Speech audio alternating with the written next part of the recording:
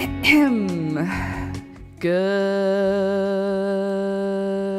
morning, good morning. It's the Last Minute Laura Show. Good morning, good morning. Hello, hi everybody. Welcome back. It's Friday, September 12th. We are halfway through September. And of course, the internet glitches. What is my life right now? Just a sec, guys.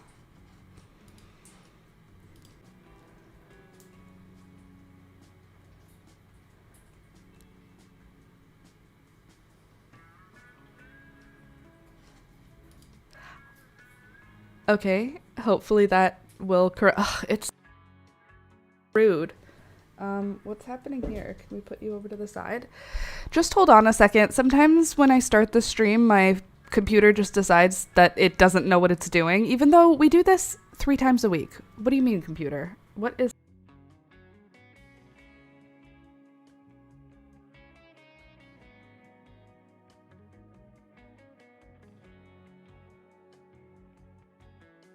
Okay, let's see if this works.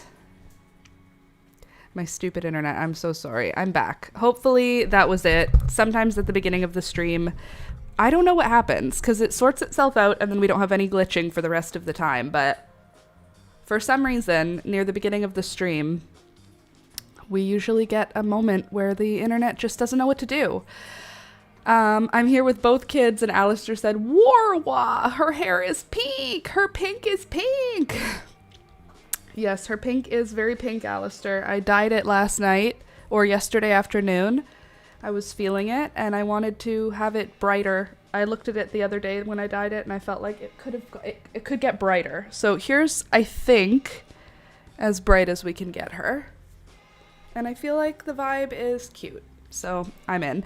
Also, it'll fade nice. It's actually too bright for the camera to even handle. It literally like keys out. It looks like I'm glowing. It's not as bright in real life. When stream is up and working, Alistair would like to please see Toby. Alistair, look. Toby's lying down. Do you see? Toby just had his breakfast and his tummy is full, so he's taking a little rest so he can digest his food. Also, yes, I'm wearing false lashes again because I'm enjoying learning how to use them. As you can see, I'm not very good at using them, but I'm gonna get better. I think I'm gonna get better at it eventually. Anyway, there's Toby. I will say something I don't love. If you can tell, it looks like I've been crying. On top of being red, my eyes are also like glistening. It's because I jabbed myself in the eyes more than one time with these stupid eyelash putter-on tweezers. They're special tweezers for the purpose of putting on false eyelashes. They look like this. And you like put them on your eye. I don't know how many times I put them on my eye like this, and therefore jabbing my waterline. Not the best decision, I'll say, but I will say they turned out okay. I mean, like, I wouldn't go to an event with my eyelashes like this. I feel like I look like Yzma from The Emperor's New Groove, or like Cruella de Vil, or like that evil lady in The Rescuers Down Under. Do you remember The Rescuers Down Under? There was 2 little mice and they're rescuing a little girl who's living, she's an orphan who's been adopted, or maybe she's being fostered by like 2 evil people who are making her go down into a well to get jewels, and then she wears false eyelashes. The evil lady does, and at the end of the day she like pulls them off like this. She like grabs them and they like pull her eye because it's a cartoon, and that's what I feel like in these, and they are a little uncomfortable, but I think it's most oh my god, Rohan. Okay, we're gonna have breakfast. Love you. Alice just says bye-bye. Also, hi to Garwee. Garwee says hi. So does Beelzebub. Have a good breakfast. I hope you're feeling better. I'm feeling better. Toby, leave them. Leave the cats alone. I'm feeling better. Last night or yesterday afternoon, I felt like I was getting a cold. And I was like sure that it was coming and I was getting sick. So I took some Buckley's. Now they have a pill, so you don't have to taste it. I took Buckley's nighttime. I knocked out early, like, I don't know, 7 o'clock, I think I went to bed, intentionally. Like, I was working and Alex said, just go to bed. you're better off going to bed now and working later because you won't be sick because you will have slept it off. And I said, okay, I agree with you. So I took my Buckleys and I went to sleep, and I woke up feeling pretty good. Like, I feel better than I did yesterday for sure. Usually I feel crappier at night when I get a cold, but I feel better today for sure. I'm still a little congested, but I was getting that like achy, like that crappy feeling you get when you get a cold. I really want to rub my eyes really hard and blink really hard, but you can't do that when wearing lashes. Also, look at this. This is bird crimes happening right now. Rude. Okay, so before we get into what we're going to be doing today, which is crochet, we're going to be working on the extra large men's sweater. Before we get into that, by the way, good morning, Heather and Candice. Good morning. Nice to see you both here this morning. Where is everyone? What is happening? Is it because I literally didn't do the one job that I have and share the link? Sorry, 1 second. Let me just, oh, Candy, good job. Sorry, I just zoomed out on my text because I have it zoomed in so I can read your comments and stuff easily, but I just zoomed out and then I saw your comment about quitting the vape. Good job. Well done. That is a hard one. It's rough to quit. It's good. It's just, it's not easy. Like, the physical habit of like bringing an item to your lips and like the whole ritual of it all it's a big deal to have been able to stop it. So good for you. Good job. Better for your lungs. Sorry, I'm getting into Discord so I can post the link. I'm trying to, but my computer has a mind of its own these days. I guess I do still feel a little crappy. I can feel some congestion. I haven't had to talk yet this morning, so. All right. There, that is now posted. Listen to me. It's like, it does sound pretty froggy. It's fine. It's fine. All is well. Okay. Zoom, zoom, zoom, so I can see what you're writing. Sorry about the glitching. My computer can't handle when I do anything at the same time as streaming. There we go. Now we've got Miss Peekaboo here with us. I don't know where Rohan is. I think he's still in the kitchen. Toby's under my desk. The birds are on their cage, but they don't have to be. They can go wherever they want.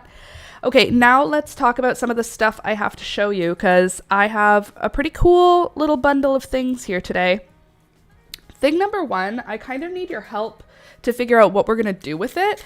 My dad, last time my sister and Alistair and I were at the farm, my dad took us to this plum tree in the middle of their farm that's dying. They have this plum tree that has this illness called black knot, and it's a fungus that infects the tree and creates these like galls all over the tree. I don't think it's the same as oak galls. I think this specific thing isn't from a insect, it's from a fungus, so I don't think it can function the same way like as an ink or whatever.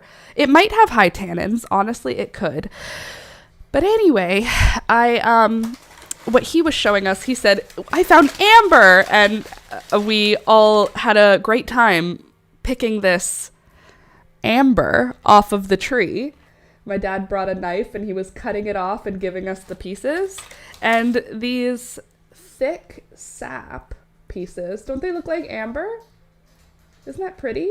And they're not sticky anymore, they're hard. Some of them are a little bit softer. Let me see if this one has any give. No, now they're hard. When we harvested them, they were a little bit softer. There was like a little bit of give to them. Now they feel like rock hard resin, but they were like bubbling from the tree. Aren't they pretty? And I knew I had heard of peach gum being used for something. And this is from a plum tree, so it's not the same. But I thought, if peach gum can be used for something, how different is a plum tree from a peach tree? Isn't that interesting? This is rock hard. And we just plucked it off the side of a tree. Isn't that cool? It's so pretty. Long time no see. Hey there, Karasu. Good morning. So I don't know what we can do with plum sap, plum resin. plum gum. I don't even know what the right term is. I didn't look it up intentionally because I thought it would be more fun to do together than if I'm just like doing it on my own. So we'll do that today. We'll figure out what this plum gum can be used for. I did know that peach gum has been used for chewing gum, so I did pop it in my mouth while we were at my parents' farm. Unfortunately, then so did Alistair, and we had to have a whole thing about like, oh no, that wasn't safe, right, Auntie Laura? Right, like, because he was like, oh, it's food. And I was like, no, I was just testing it. You can't test it. Anyway, it did not taste good at all, and the texture was not nice, so I won't be eating it. No prehistoric DNA in there. Yeah, that's what my dad said. He was like, it looks like the amber from Jurassic Park that the guy had on the end of his cane. See, this is where my dad cut it off the tree. And when he cut it off the tree, this side was gummy. Like it was, this one still feels like it has some give in the middle. Like it's like a little bit, I'm gonna see if I can like break it open so I can show you what it looks like when it's kind of gummy. I'm sure you understand what I mean, but still. Okay, here we go. So this one still has some gumminess to it. Look. See how it's kind of soft in the middle now? And it has that shine to it. Isn't that cool? It's not a rock. It's the sap from a plum tree. So anyway, I thought it was cool. So my dad gave them to me and he was like, do you want to keep them? And I was like, I mean, I'm a hoarder. Of course I want to keep them. So I took them home and we're going to figure out what we can do with them. Thing number 2 that I want to show you is my elderberry syrup. So a couple of weeks ago, wow, you are way less thick than you. Why is that? You're both in the same thing. Anyway, a couple of weeks ago, I went with my sister, my nephew, and my partner to a place called Happy Rolf's Animal Farm? Happy Rolf's Petting Zoo? Happy Rolf something. It's this place in St. Catharines, which is a smaller town near where I live. And they had stinging nettle there, so I collected seeds for the stinging nettle. I got completely just devoured by stinging nettle. And then I also found an elderberry tree. I actually found a whole bunch of elderberry shrubs throughout this like park. So I harvested like 3 or 4 heads of berries. And then it ended up being, I'm going to say after they were washed and de-stemmed and like whatnot, it was probably, I don't even know.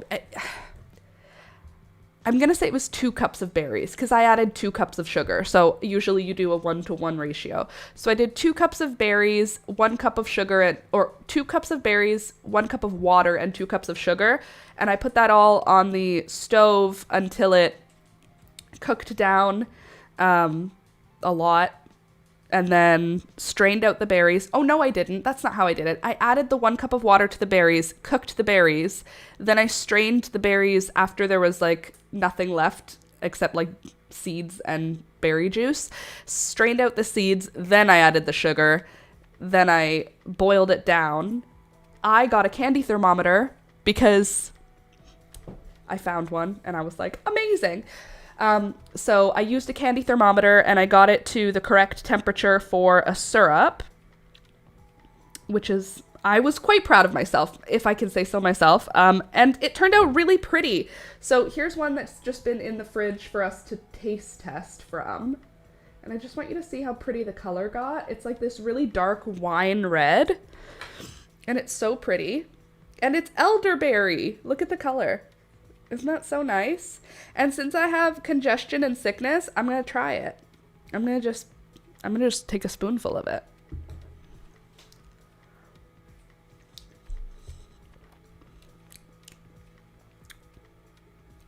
Tastes like sweet. Maybe like a little bit berry. Damn it. Of course that happened. Of course. Why would that not have happened? Of course it would drip. 1 second, I need to get a wet paper towel.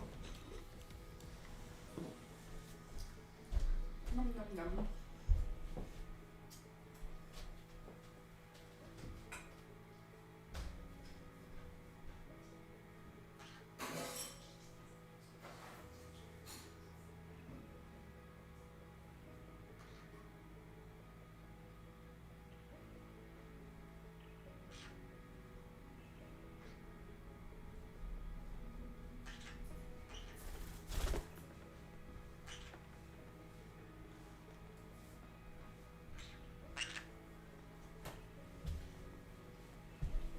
Don't even think about it, you bird. Doing crimes. I knew you were here to do crimes. Delicious. Okay, so I can't stand the taste of elderberry. Really? I feel like elderflower is a flavor I like. I mean, in my tonic water when I'm having a gin and tonic. And I like elderflower gin. I think I have elderberry gin right now in my fridge. That makes it sound like I'm drinking gin all the time. I would say 4 times a year I will have an alcoholic beverage, and all 4 of those times elderberry or elderflower will be involved. So for me, elderberry / elderflower are both lovely. And so I have one jar that is sealed. I just like did the proper thing with washing the jar, sterilizing the jar, hot liquid, lids on, let to cool, lid snapped, and now I've just had it stored. So I have one that is finished for like to have in the winter. Maybe we'll have it with pancakes, or maybe I'll add it to like a fire cider and do some kind of, or I could use this as like the sugar to an not alcohol, what's the other thing called? Kombucha thing. Anyway, whatever. I'm going to keep this to use for something.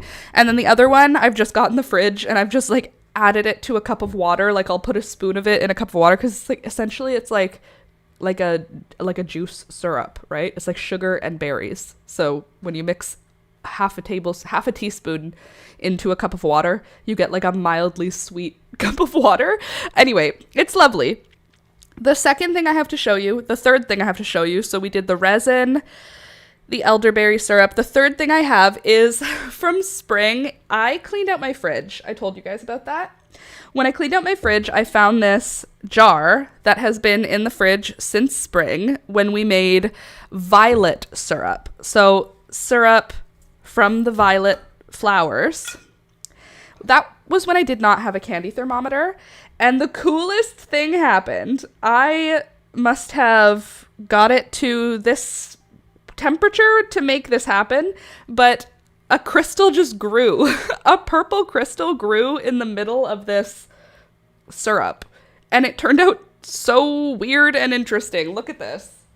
Let me see if I can get it to... I don't want to pour the syrup onto my computer, so let me just find something to lift this out with. I'll get a spoon. A different spoon. Camera, don't do that.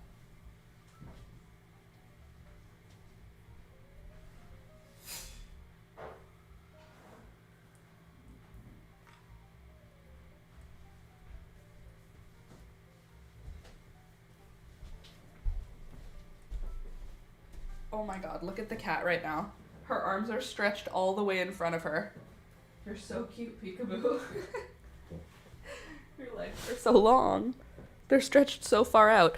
Okay, so this is I love this. It's so cool. I don't know what to do with it, but I'm very pleased. So let me try and lift it out. Oh, it's stuck to the bottom. Cool. That makes sense. Okay. I accidentally made rock candy, is what happened. Look at this.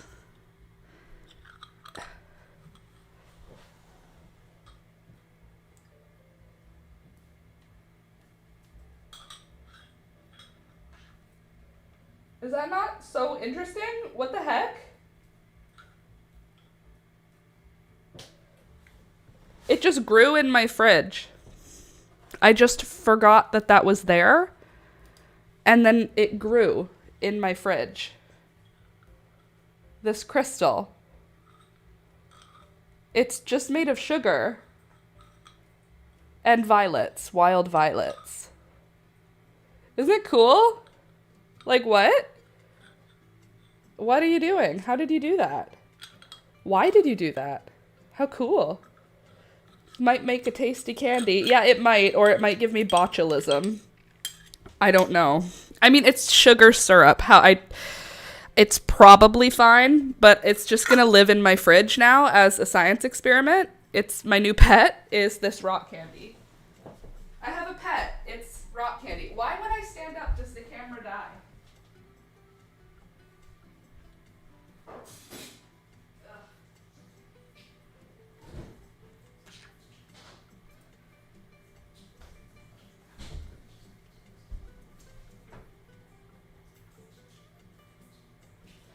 One sec, I'm just gonna put away the sugar syrups. Oh, right, Rohan? Here you, bud. Here you. Artichoke.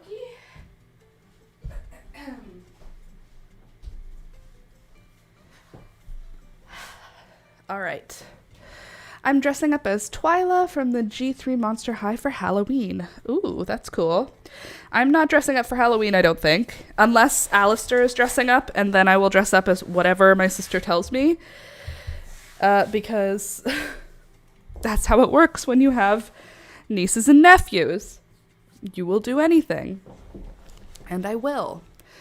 Looks like amethyst rock candy. It does look like amethyst. It does look like rock candy. It is rock candy.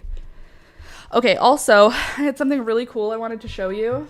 But I'm going to wait a little bit because it's not all the way dry. But I also have these seeds I need to sort. That's like, one sec here. Let's see if I can navigate getting you a better angle here. Stay here, you. Just like that. Oh, okay.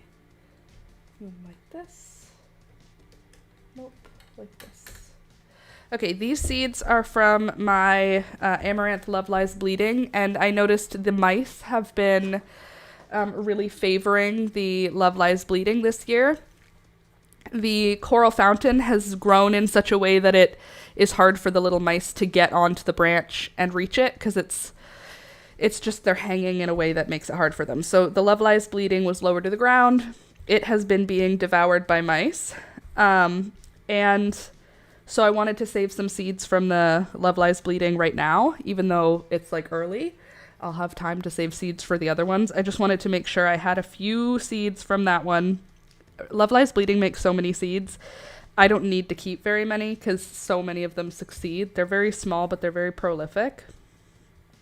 Anyway, I thought this would be enough to get us through next year for Love Lies Bleeding. I think I still have a whole bunch in my seed envelopes, but always nice to collect fresh seed each year. And I'm harvesting the seed by just sort of massaging the flower heads in my fingers, and then after you do that a few minutes, what will come out are the amaranth seeds.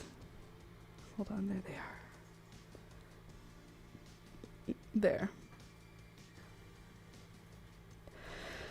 So, I don't think this is dry yet enough. It needs to dry out a little bit more, so I'll probably do this again tomorrow, and I'll be able to harvest the seeds then, because since there's still some moisture in these flower heads, they're not giving up all of the seeds, and I'd rather have more seeds than less. I'll show you this. We'll see if it works. I wanted you to see the smallest seeds I'd ever seen in my whole life. I've never seen seeds this small, and I just didn't know if you had, so I figured I would show you. Okay, let's get it to focus on my hand first. Are you ready for this? It bamboozled my mind. They are the smallest seeds I've ever seen. Look at those. Those are the seeds from a begonia. Look at this. It's literally smaller than dust. It's the smallest seed I've ever seen. It's smaller than poppy seeds. It's smaller than petunia or million bell seeds, and those ones are quite small. Reminds me of seeds from portulaca. It's smaller than that. It's even smaller than portulaca. Look at this.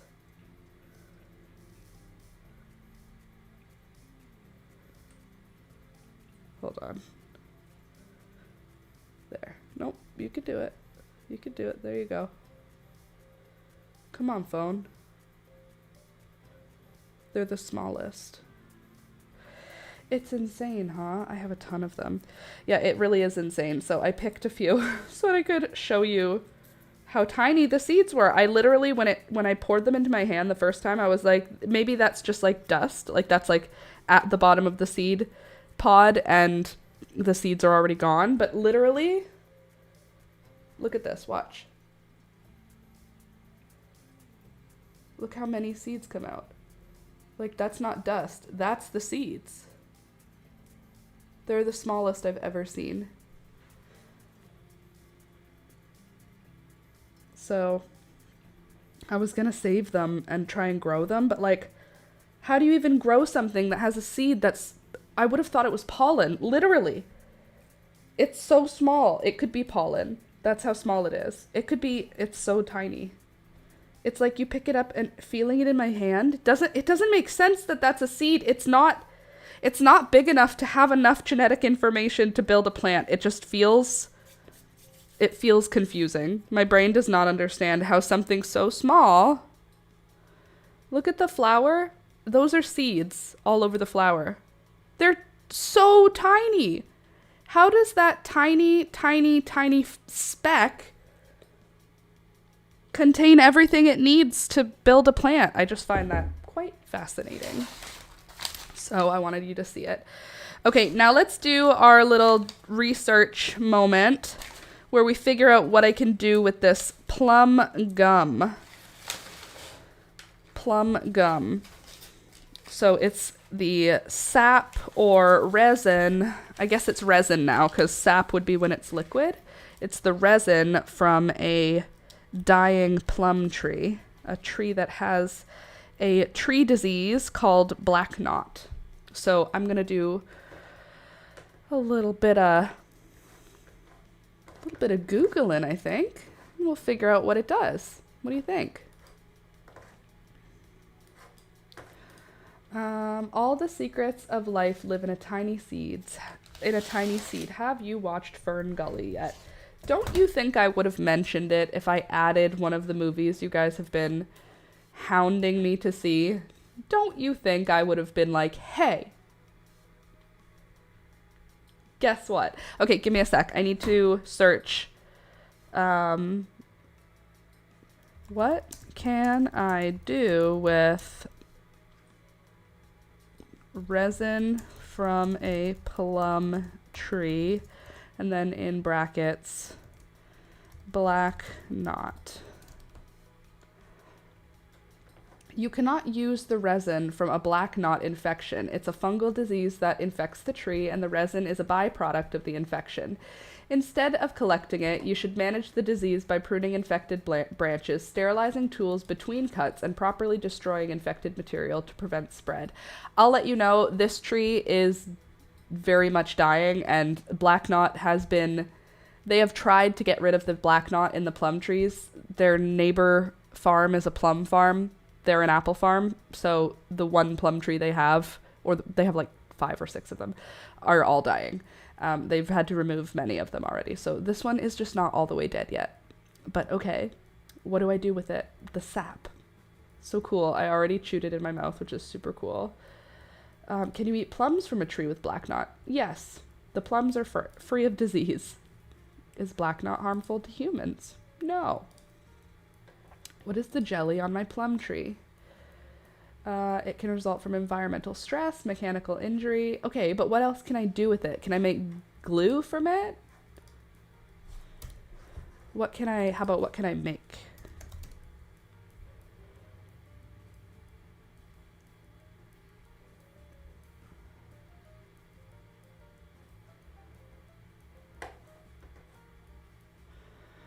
Some resin collected from a prune tree.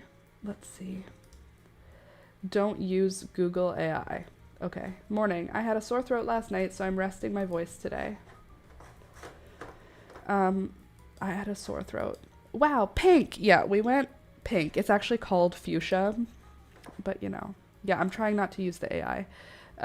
Need help with plum trees and black knot. How to stop the spread. No, that's not what I need. What can I make from tree resin? Chewing gum, glue, burning, incense, waterproof canoes, woven. Ooh, waterproofing. That's a cool idea. What products are made from tree resin? Turpentine. Okay. How do you get resin from a tree? By cutting it. Which trees produce the most resin? The slash pine. Okay, no, I want to know what else. How to melt tree resin. Place a jar of resin and olive oil in the top of a double boiler. Simmer on the stove top until the resin melts.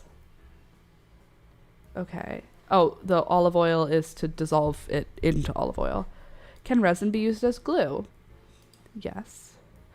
Does tree resin dissolve in water? It's insoluble because it's predominantly terpenes. Technically, resins should not be confused with gums, which consist predominantly of water-soluble polysaccharides. Oh, okay. All these two terms are often interchangeable. Okay, so this is water-soluble.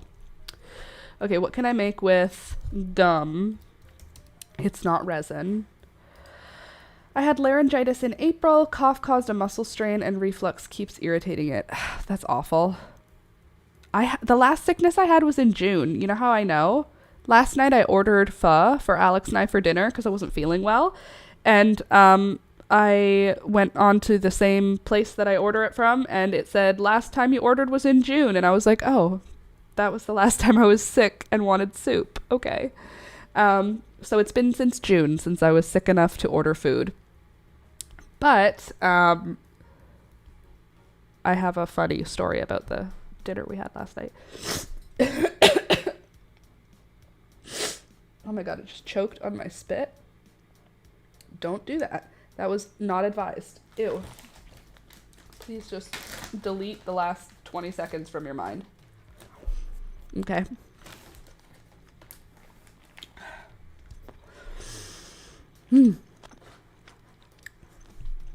I'm searching the internet right now.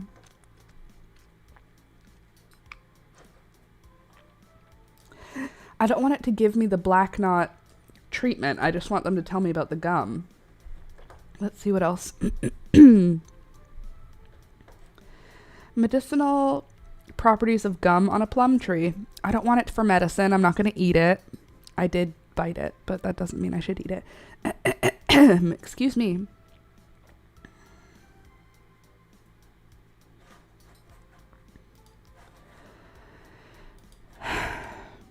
Feels like an ice pick in my neck. That's awful. Alistair would have a blast watching that with you. Actually, that's not a bad idea.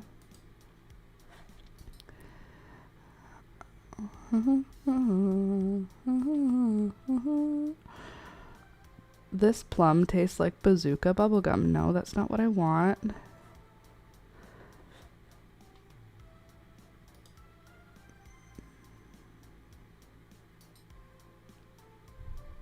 Sorry, I'm learning. I'm using the interwebs. What can I make with the gum? With the gum from a plum tree. Why is no one else doing this? It looks cool. It can be used as an edible ingredient in traditional Chinese cooking or historically as a water-soluble binder for art media like watercolors and manuscripts. After boiling and dissolving the gum, you can strain it and dry it for later use. Cool. Let's do that. Don't you think? Use it as glue. Magic glue. Is there some kind of craft you could make? I think I'm going to dissolve it in boiling water and see what it looks like. Don't you think that'll be fun? We can see how it handles it. Listen to the sound of it so you can tell how hard it is. Like, they're hard. They're rock hard right now. Oops, that one just broke. Like, they're rock hard. So right now what I'm going to do is I'm going to go get a jar if I have one, and I'm going to turn the kettle on, and I'm going to put these in the jar. That way we can get all the dirt out of it and get it to be like one clean, beautiful piece of amber. It's not going to be amber, but you know what I mean. But wouldn't that be cool if we made our own glue? If it works, I'll make a video on how to do it. One sec, I'll be right back.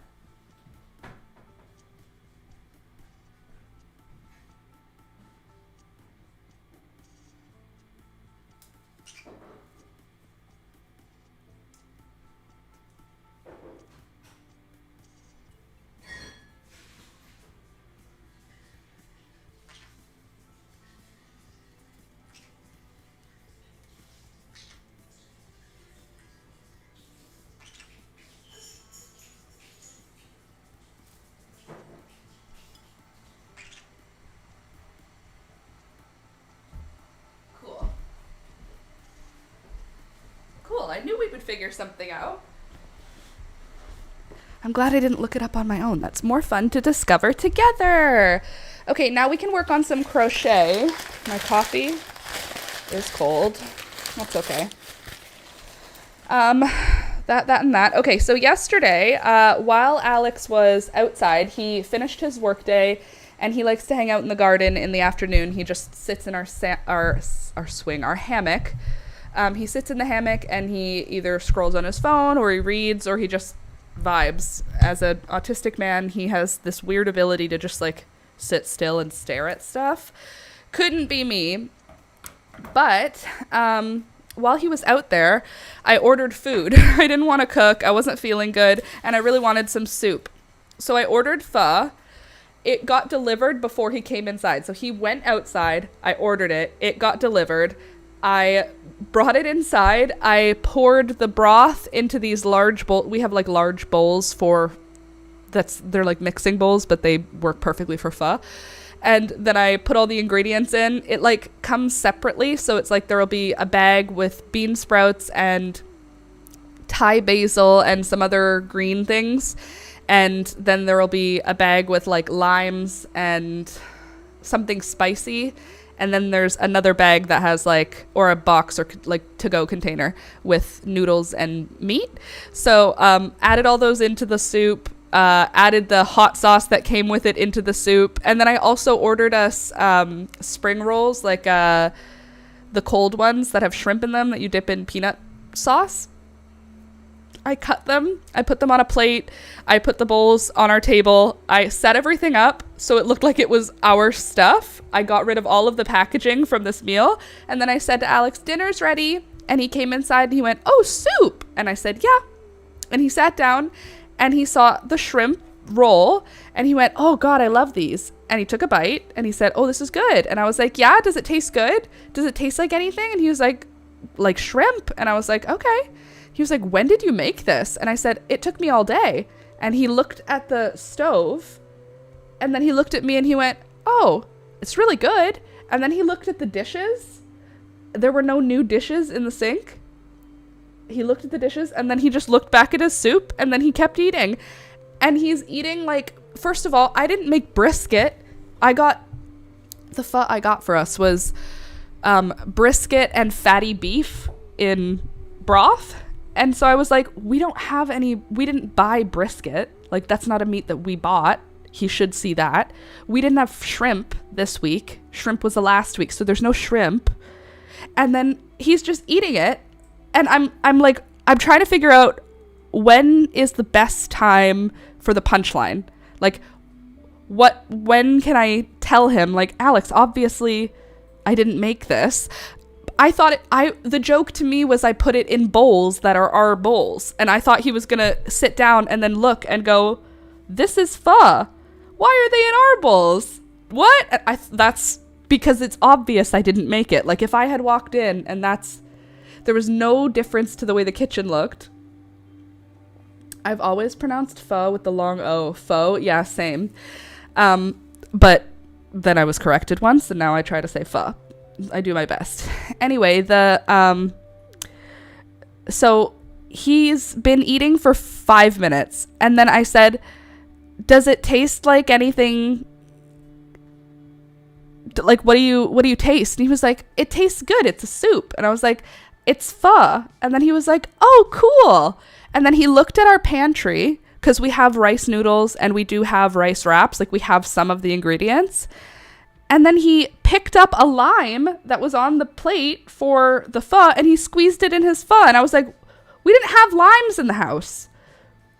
This man does not have any concept of what is in our home right now. Like I could order food. I'm Mrs. Doubtfired him. So anyways, I was like, Alex, this is pho.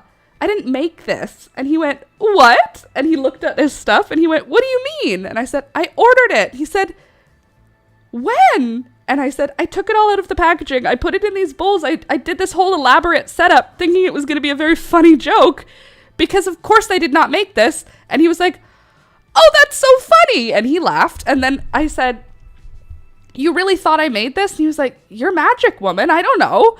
And I said, we didn't even have brisket in the house. And he was like, you've pulled delicious food out of thin air before. And I said, we didn't have shrimp in the house. And he said, maybe it was at the back of the freezer. And I was like, Alex, we didn't have limes. And he was like, again, maybe you found them. He just thinks that I can do magic, so I can't prank him because he's like, anyway, I said to him, pho broth takes like days to make. I tried to explain it to him that the broth takes a long time to make. There's no way that something that tastes like this could be done in an afternoon. It's like delicious. And I was like, we do have Thai basil, but like we didn't have slow cooked brisket. Anyway, he's adorable, obviously, but he was fully comfortable with me having made this very delicious traditional Vietnamese soup, which I've never made before, ever. He thinks you're a literal sorceress. He literally does. And every time that I make dinner, he goes, oh, you just whipped this up? You just whipped it up? Because, like, both my sisters, for example, they like to cook from recipes.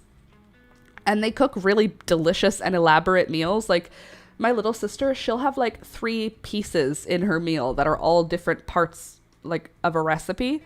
And, like, I don't think I've cooked from a recipe more than 5 times in my adult life, and most of those have to do with baking because there's like times and like weights and stuff. But if it's on top of the stove, I just figure it out. I don't really like, maybe if I have something at a restaurant that I like, I'll use that information to move stuff, but generally we eat the same. I guess I'm pretty comfortable eating the same way often. Like, we eat mostly the same stuff, so I cook it one of 20 ways, you know what I mean? But whenever I make something, Alex says, oh, you just whipped it up? And I'm like, but I did just whip it up. I didn't like grocery shop for this. I looked at what we had in the fridge. Sometimes, like, my little sister, the way she's organized with her grocery shopping, it's like everything in the fridge is for a meal that's happening this week. Whereas I like buy food that I know we eat, and then I look in the fridge and I go like, we have 5 potatoes, or I guess that's in the pantry. We have 5 potatoes. What do I do now? And I'll design my life around 5 potatoes. You know what I mean? Anyway, felt like a sorceress. Felt like my prank failed spectacularly, but that's okay. Oh my goodness, it's so over his head. He's adorable. That is legit a talent. I'm learning how to do that. Well, I know what Alex eats, and I know what I can convince him to eat. I mean, he'll eat anything because he loves me, and he'll just say it's delicious because he loves me, and he knows that when I make him food, it's my way of showing him I love him. But I know that he loves tacos. So, like, if worse comes to worse, I can add taco seasoning and tortillas to anything. To anything. Any meat, any carb, any produce can have taco seasoning and be put in a tortilla. So I do a lot of that, where I'll say, okay, I know that he wants it in a tortilla and like a taco. How can I make that work for me? Because I don't want to eat tacos every day. So, like, in taco seasoning, there's cumin. So I can make a recipe that's like cumin heavy. It has a flavor that's from taco. You know what I mean? Or I can swap out the tortilla for naan bread. He can eat it like a taco. I can eat it like naan bread. I can shift taco seasoning and tortilla to Indian food really easily. You know what I mean? Like, it's pretty easy to switch the beef for chicken, switch the taco seasoning for, you know what I mean? It's that sort of thing. Anyway, cumin, garlic, paprika, cayenne, those things are like, and black pepper are like pretty much in 80% of the food that I make. At least 2 of those are in each of the things. Cumin is a great addition to soups too. Okay. In my brain right now, I'm making cumin taste like taco seasoning, but that's not it. Taco seasoning tastes like cumin, not the other way around. Is the coffee on? Can you pour me a new one? Mine got cold. It's ruined. What? I thought you said get your own. My feelings. He didn't. He said, yup. Thought he said get your own. Okay, tiny begonia seeds, violet sugar crystals, elderflower syrup, pressed flowers. That's the other thing. Oh no, cumin does make me want tacos every time I smell it. Yeah, it smells like tacos to me. But garlic is my bestie. Like, I'll never live without garlic. The idea of having no garlic in my life, garlic is more important than salt to me. I think garlic, if it was like salt, pepper, or garlic, who would win? For me, it would be garlic every time. I'll take garlic powder over salt. I'll take garlic powder over pepper. I'll take fresh garlic over either of those things. Garlic is the best thing that there ever was. Now, why don't we do some crochet, huh? Also, I'm getting the knitting. I'm getting the knitting itch. I found my old sweater. I took my old sweater. It's not even old. I made it last year. I took this sweater out and I wore it recently, and it made me go, oh my god, I want to make another sweater. Oh, can I just put this on? It's not even cold, but it's so cute, and I'm very proud of the work. This was, we didn't follow a pattern for this.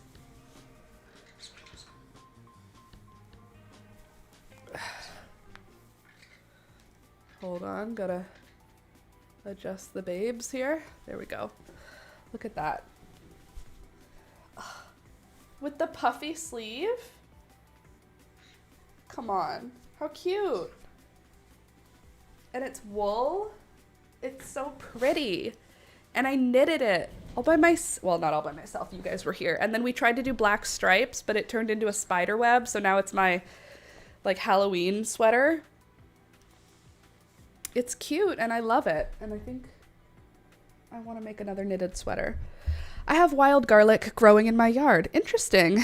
Garlic is stupid easy to grow. Plant 3 inches deep and mulch to 8 inches deep. That's the trick.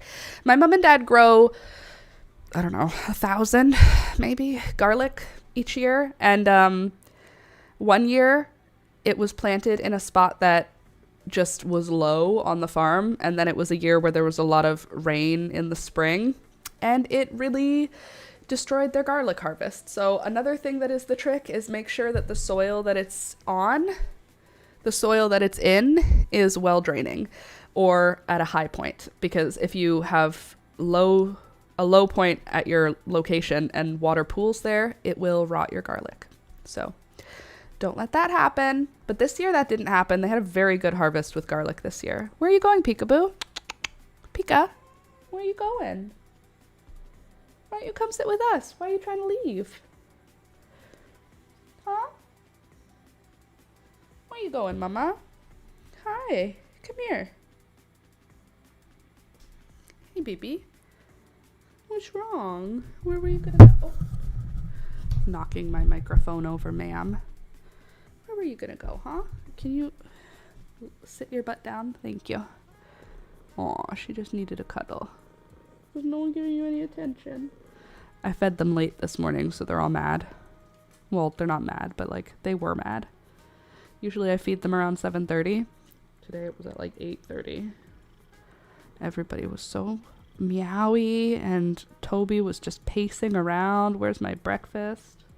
Huh? I know. Anyway, yes, I'm feeling the knitting bug has bit me. I want to start knitting a new project. But what am I going to knit? I don't know. Maybe another sweater? I love sweaters, but I feel like I don't know how many sweaters I need. And then I'm like, could I just get rid of some of the older ones? But then whenever I say that to Alex, he says, no, we have to save them. And I'm like, but what, for what? Because you made them. But like, I have so many now. I have like, what, 26 sweaters that I've made? Who needs 20? How can I even wear 26 sweaters? That's so many sweaters. I'm not going to wear a different sweater every day for a month. Also, even if I did that, so what? I can only wear these sweaters 3 times a year? That feels not, you know what I mean? I'm confused. So maybe I need to just hand them out to my family. The autism gives us the highest amount of sentimentality. He definitely has a lot of sentimentality when it comes to clothing, that's for sure. Ma'am, you weigh as much as a dump truck full of cheese. That's how much you weigh. Mwah. You weigh as much as a dump truck full of cheese. My sweet fat cat. Look, she's so sweet. I just insulted her, and she just said, it's fine. As long as I get my kitty cat cuddles with my super long claws. Hi, baby. I do have to put you down, though. Aw, you like my new hair? Yeah? Hi, honey. You nice lady? Alright. Aw, thank you. There's going to be cat hair all over me, and it's going to drive me crazy today. It's worth it, but, you know. Okay, hold your phone there. She says, yes, I like cheese too, mama. Yes. You are cheese. You weigh as much as so much cheese. She's so sweet. I wish you'd be sweet like this in front of other people. Nobody believes me. Nobody believes me. They think you're such a scaredy cat. Sorry. I promise we're going to crochet. I just am getting so much affection. Wait. Before you go, can you get me the cat nail clippers? Yeah, where are they? Right there. Huh? In the scissor container. This kitty cat's going to rip my sweater. You got to cut your nails, baby girl. Since you're here already anyway. Have you ever seen a more affectionate cat? Look at how cute she is.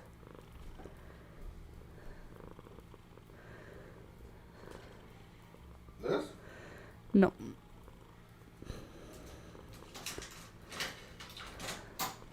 This? No.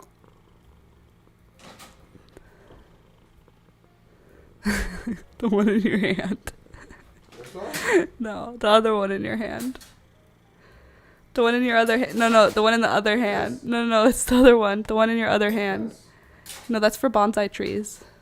Thank you. Where do you want this? In my hand right now. Thank you. Here, I'll let you guys watch me cut her nails. I know how entertaining everything is in the whole world, huh, Peekaboo? You ready to get your nails done? She no trust other people. Kiwi is the same way. She growls at neighbors when they drop things off, and thunderstorms, and the mailman. Peekaboo will growl at me, but not with any malice behind it. Good girl. Here's my good girl. Thanks, baby. I need this one now. Thank you. Hi. Hi. She hasn't figured out what I'm doing yet. She's still purring. Good girl. Oh, I cut your toe hair there a little bit. Sorry. Good girl. Your nails get so long so fast, Peekaboo. What do you do? Huh? What are you doing to sharpen them so much? Look at all these claws. Too much claws on me, huh? Why you got so many claws? Why are they so sharp for? What do you need them that sharp for? Huh? What fights are you getting in? Huh? There you go, baby. Did you hear that? Nothing happened. I cut her nails. No drama. Literally, she didn't even meow. She's amazing. She's the best cat. No, I'm not done. I'm going to do her back toes. She just hates those, so I'm just giving her a break. I got to do Pickle's nails later. She stabbed me last night because I was busy and not doing food immediately. Would you stab me if you needed food? I think she would. Okay, those are the ones you get mad at. I'm sorry. This is her being mad, by the way. Her hitting me with her nose. I know. It's because she had a broken toe back here when we first got her. I think she's got some residual pain there. So I'm really gentle with her back legs. I know. One of her claws doesn't retract anymore. Good girl. Thanks. Yeah. Hey, don't bite me. I'm allowed to handle your feet. You're a baby. You're my baby. Hey, don't you bite me. All right, you can leave. Anyway, Peekaboo is now safe. Safe to the public. Sorry, honey, I didn't mean to make you upset with me. But now you have short nails and I'm not in danger anymore, which is great. I love that for me. I love not being in danger from my pets. Okay, now I need to move. What do I need to do? I need to move this way, and I need to move this way. Cool. And then I need to move this like that. Like that. I think that's good. Cool. And now I can grab my crochet work. Oh, I'm kind of happy I got that done. Now I don't have to worry about it. Not that I worry about it. I usually do their nails when I remember to. It's not like I would say it's probably every 3 weeks that I do Peekaboo. And then Rohan, it's just whenever I recognize that his nails are getting long. Probably about 3 weeks, but it could be longer or shorter. Depending on if he scratches anybody. Good birds. Hi, birdies. How you doing? Yeah, I saw your tail feathers all grew out, didn't they? Congratulations on that, Gary. I need to trim Gary's feathers again soon. I noticed the cage this week. My parrot's bird cage. There's been quite a few feathers on the ground, and that happens a couple times a year. They shed a bunch of their feathers, and it looks like Gary is shedding out some of his tail feathers, so he's got new ones coming in, which means he's going to be able to fully fly. He can fly. He literally can fly, but he's going to be able to fully fly, like, effectively and efficiently again. Right now, he's just inefficient with his flying. He still flies. He's still good at it. He's just not an efficient flyer, so he wastes a lot of energy with his flapping because he's got shorter feathers on his wings from when I clipped his feathers, and so he has to flap harder to get any lift. But he just flaps harder, which is not good for him, so like I don't want him to even try. I would like for him to not bother trying to fly. Like, I like that he can fly. I know it sounds cruel, but I can't have him have the ability to free fly the way that Beelzebub does, because he leaves. He elopes, except for it's not eloping because he just leaves. He just leaves. If he flies out of the house, he just flies away, and he gets pretty far away, and then he doesn't come back reliably. So we have to have his wings trimmed so that he can't get far away.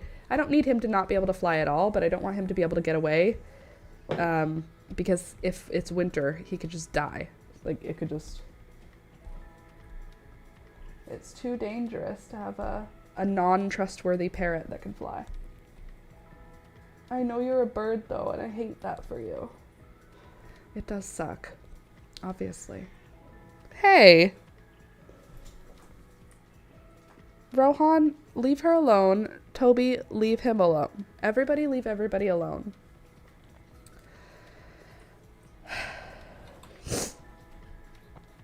There, Peekaboo's got a comfy spot now. So what's everybody else up to this morning? There are cat hairs now, all on my face. I'm working on this sweater. Obviously, I'm just barely working on it. I will be. I'm gonna, after I have some coffee. I need coffee. What are we all up to this weekend? Any big plans? Alex's mom is supposed to come this afternoon, which is very exciting. Missed class yesterday. Ooh, that's stressful.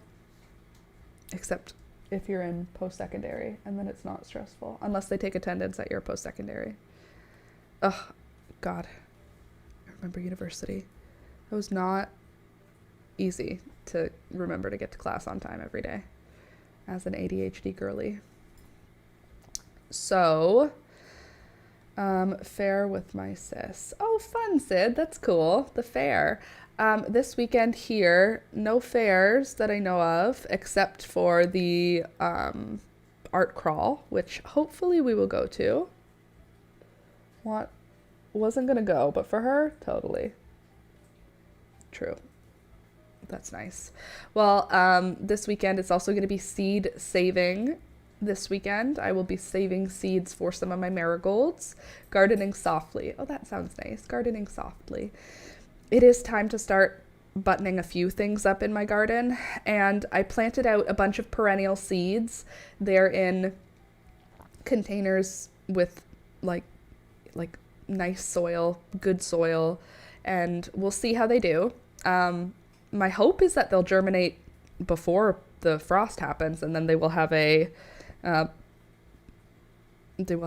like big growth in the spring. That's my hope, but maybe they'll have to overwinter in the pots and then they'll germinate in the spring. I don't know. I'm just hoping that we'll get some stuff going on before to give us some hope for next year. I planted out purple hollyhock, black hollyhock, purple echinacea, gaillardia, blanket flower. What else did I have? Hostas. I think that might be it. I'm gonna start cuttings to root for fig and plum trees. Oh, fun. Rooting plum trees. I wonder what tree I should get for next year. I've been being pressured. Pressured is a harsh word for it. I've been being recommended to get a tree for some time now. Sugar-free gummy bears. This is my life now. Why are there not more sugar-free candies? Candace, I went to the bulk barn. All they had was sugar-free gummy bears and sugar-free gummy worms. Those were the only sugar-free options. There was also a mint, but like I didn't need I want candy. I want sugar-free candy.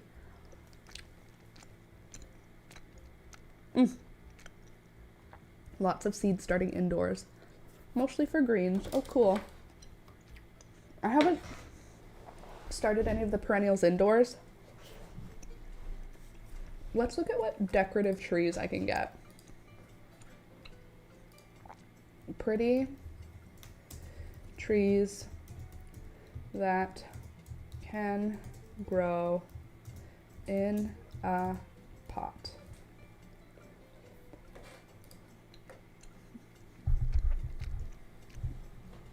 A lot of seed saving indoors, mostly for greens. Oh, seed starting. And I processed my pecans that I have so far. Pecans. What do you mean you processed them? And what do you mean that you have so far? Do you have a pecan tree? What is your life? That's magical. You know what these taste like? Frickin' gummy vitamins. They don't even taste like candy. They taste like they're healthy, which is so disappointing. Let's see. Native Ontario small trees. A service berry. Oh, I'll get a service berry. I didn't know that they could live in a pot.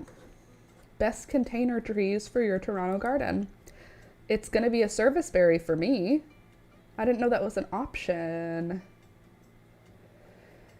Adapted trees. Okay, let's see. Native Ontario small trees. Serviceberry is a hardy small native tree that thrives in Ontario. They're disease tolerant and slow growing, meaning you won't need to repot as often. Okay. Adapted trees. Japanese maples are well adapted to growing in pots. Paper bark maple is another attractive maple. Fruit trees in pots. Many fruit trees also grow well in containers. Small cherry, plum, fig, and even apple varieties can be grown in containers in Ontario. Container fruit trees need regular pruning in their dormant season. Plum trees are one of the easiest fruit tree varieties to grow in containers. I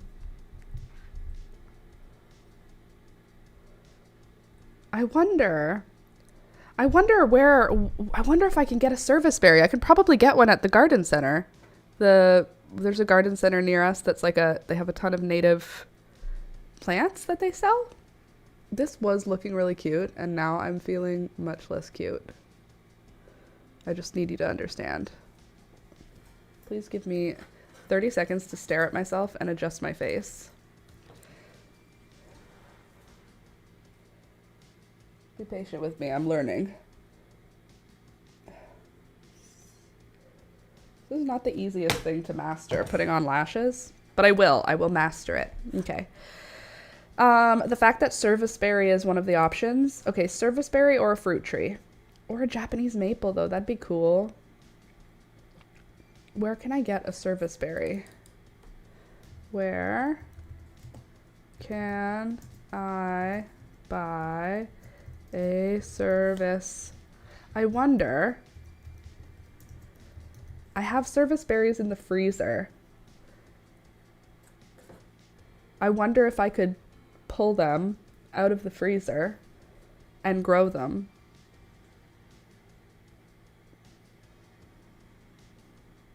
You know?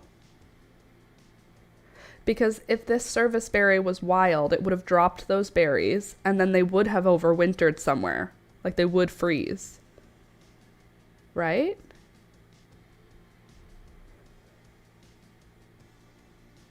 So they might actually be viable, I think.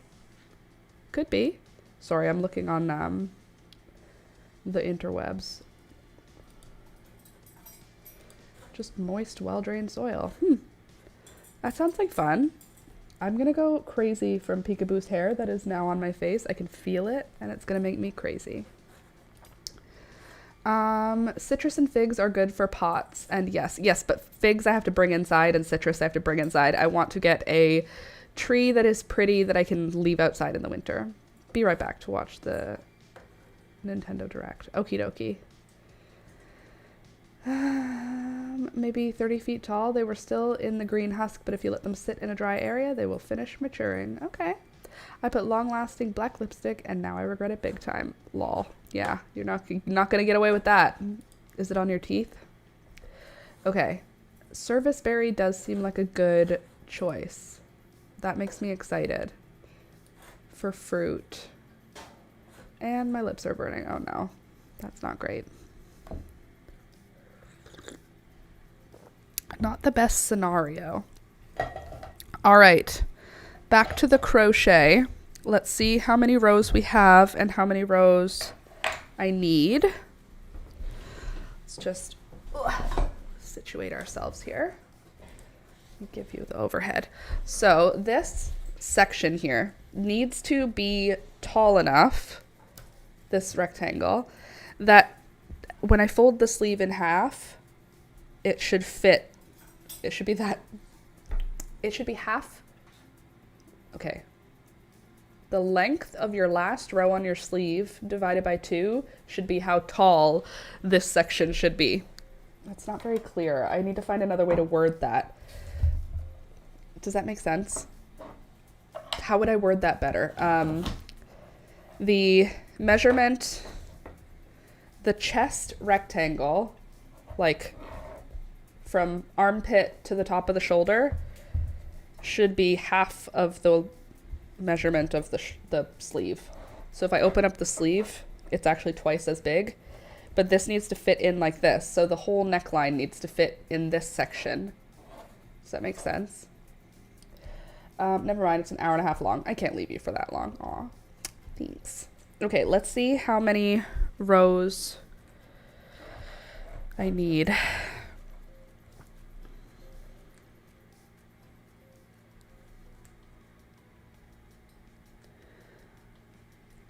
4, 5, 6, 7, 8, 9, 10, 11, 12, 13, 14, 15, 16, 17, 18, 19, 20, 21, 22, 23, 24, 25, 6, 7, 28, 29, 30, 31, 32, 33, 34, 35, 36, 37, 38. Okay, it was 38. Okay, so 38 rows is how many we need up. And now let's see how many we have. 1, 2, 3, 4, 5, 6, 7, 8, 9, 10, 11, 12, 13, 14, 15, 16, 17, 18, 19, 20, 21, 22, 23, 24. Okay, we're at 24 out of 38. 24, and then the shoulders need 11 rows. So 24, 38 would be 28, 27, and we're at 24. 25, 26, 27. So we need 3 more rows before we start working the collar, is what I am mathing in my head. It's fine. I figured it out. Sometimes you just need to talk it through and you'll get there eventually. So I need to finish 3 more rows, right? 1, 2, 3, 4, 5, 6, 7, 8, 9, 10, 11, 12, 13, 14, 15, 16, 17, 18, 19, 20, 21, 22, 23, 24, 25, 26, 27. Good. So 3 more after this one. It's fine. We got it. We got there. And then we're gonna get into our shoulder shaping, which is exciting. I wonder even though if it should be more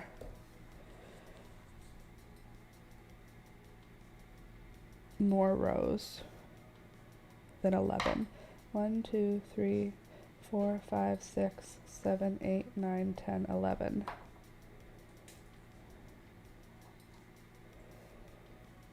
No, that's enough. Okay. So when I get to the end of this row, I will have 3 more. Maybe. Or should I do 2 more? I'm nervous that I'll not like how high it is. Please just excuse my sniffling. I have a bit of a cold and it feels very autumn today. I want like a peppermint hot chocolate. I'm wearing a sweater. Oh my god, the birds are scritching each other. It's so cute. Gary's just like turning his head all around while Beelzebub gives him lots and lots of kisses. So sweet. Anyway, with my cold and wearing a sweater, it feels like fall right now. It's not. It's September 12th. It's almost fall, but it's not fall yet. And the fall temperatures are not even here yet. But fall is coming, in fact.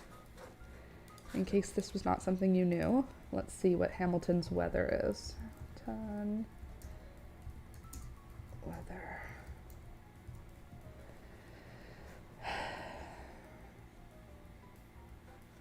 See what the 14-day forecast is. That's what I want to know. What are we looking at? What's coming for us, you know? Let's see. Deep breaths.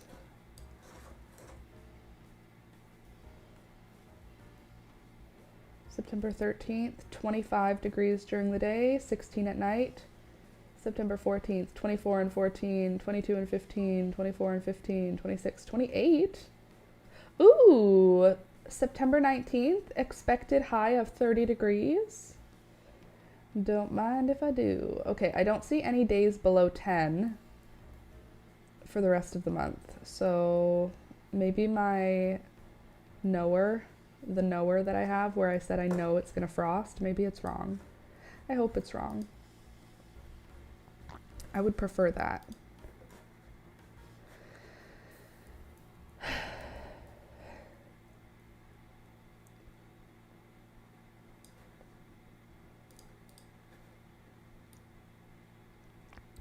Alrighty then. Okie dokie artichoke. Now let's get into crochet again.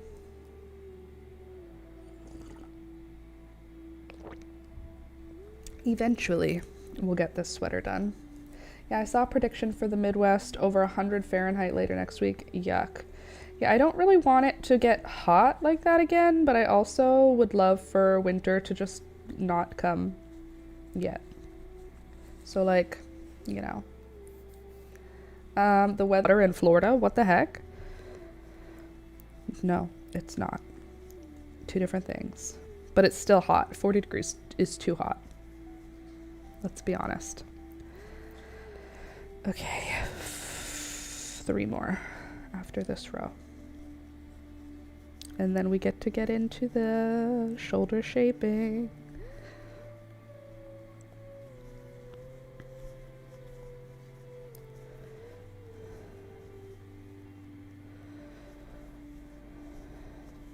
Or I can just keep going and do the back do the back piece first. Back piece first. Oh, also yesterday I spent a little bit of time avoiding working where I planned out our meal plan for our camping trip. Alex and I are going on a big camping trip coming up soon. And we're going for like several days. Like, I think it's 5 days we're going for, which we usually do like 3 or 4 days. So it's going to be a bit more than normal in terms of like what I have to plan. But I was planning out the meal plan so I could plan the grocery list. And I was searching up different like good recipes for camping. And yeah, I feel pretty good about the list we've got. We're going to do tuna sandwiches one day. We're going to have eggs and bacon for breakfast one day, eggs and potatoes, egg sandwiches, and fresh fruit. And we're going to do nachos one night. We're going to do chicken quesadillas one night. See how those are both tacos. And we're going to do hot dogs 2 nights. So yeah, anyway, there's going to be a good amount of things to do for us. And I'm really looking forward to that camping trip. I am thinking we might have to bring Rohan because now that he has 3 medications he needs and they need to be administered on different days. Like he has 1 medication that he needs every 3rd day. And then 1 medication that he needs once a day. And then 1 medication that he needs twice a day. It's like a lot. Like that's a lot to put on anybody. Even if they're like a trained person, that's still a lot of, it feels like a lot. Plus he needs to eat twice a day. So, yeah, I think we might have to bring Rohan with us, which I don't know how that's going to go. It could be fine. It could be awful. I really don't know. I need to figure it out. People bring their cats camping. It can't be that horrible, but he's just so loud. He doesn't have a nice meow and he's very loud, but, it might be fine. There will be nobody at the campsite, which is a good thing. But anyway, the birds, I have probably found somebody who can watch them. I just have to hire them for a day before we go away to see how they feel about all the animals and the instructions. And maybe the person who watches the birds would also watch Peekaboo, but I might give Peekaboo to our friend. Would he try to escape? Is it a tent or a trailer? Yeah, he would probably try to escape, but we car camp. So it's like we have a tent set up with stuff in it, and then we have a mattress in our car. We have like I think it's an SUV, but apparently that's not what they're called. Crossovers is what they're called. It's bigger than a car. It's smaller than a van. Anyway, ours is big enough and the seats fold down enough that it's like a queen mattress when there's nothing else in the car. So we sleep in the car now because it's off the ground and dry and also way warmer, way more insulated and just cozier. So yeah, and then we use a tent for like our stuff. I feel like taking the cat camping is a terrible idea. Yeah, I mean, you're probably not wrong about that, but I also feel like it's a terrible idea to leave him somewhere. I just feel like we're going to come home and I don't know what I think, but it feels like a bad idea. But I wonder if he would really like it, but it's also going to be cold because it's going to be October for that long the first time at least. I know. Yeah, so I haven't figured out that part. We've already booked the camping, so it's happening. I just need to figure out the logistics and then hopefully it all works out fine. In our absolute worst case scenario, we would be taking everybody with us. That's like a not ideal scenario, but it is an eventuality that we are prepared for if it has to happen. Start training someone on his meds, yeah. Well, I have like a really nice printout calendar type thing that shows when he has to take things. It's like a 2-week repeat that he's on because it's every 3rd day now for his steroid. And then next week it goes down to once a week, I think, or the week after it goes down to once a week. It was once a day. No, it was 1.5 a day for a week, then 1 a day for a week, then 1 every 3rd day for a week. That's where we are right now. And then the next 2 weeks is once a week. But that doesn't show how to give them to him. That's the other thing that's hard is that like giving a cat pills. I did find a solution though, because he has to get gabapentin in a syringe.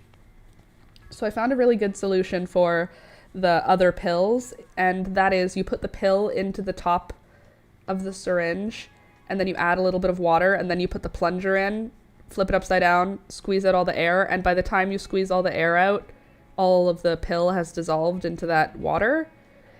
And then I just like slurp up the right amount of gabapentin into the same syringe, and then just down the gullet, it all goes in one easy go. Because shoving a pill to the back of a cat's throat is like intimidating for some people. Hello, Pink Fairy Princess. Hey, Louisa. I'm just here collecting children's teeth. Good morning, Laura, and everyone in Pets and Plants. Good morning. Any pet sitter will feel more confident in giving it to them if they see how it's done and maybe even try it. It's a good idea. It's just scary because Rohan also he has bite history, and having a stranger, yeah, it basically needs to be something that happens soon because, yeah, he has to get to know them enough. Need to remember that trick. Our previous cat would spit pills out. Well, Rohan's pretty good about not spitting them out. It's just putting them in the back of his mouth it's intimidating if you're not a cat person. Whereas putting a syringe in is not intimidating. It's a plastic syringe. There's no needle on it. It's just the plunger part. So it's not like there's anything that could hurt him. And it just makes it feel like you have a little bit of distance between your mouth and your hand and his mouth. It's been ungodly hot in rural Indiana. Heat sensitivity, I haven't been able to get outside except to water my garden. Ugh, that's awful.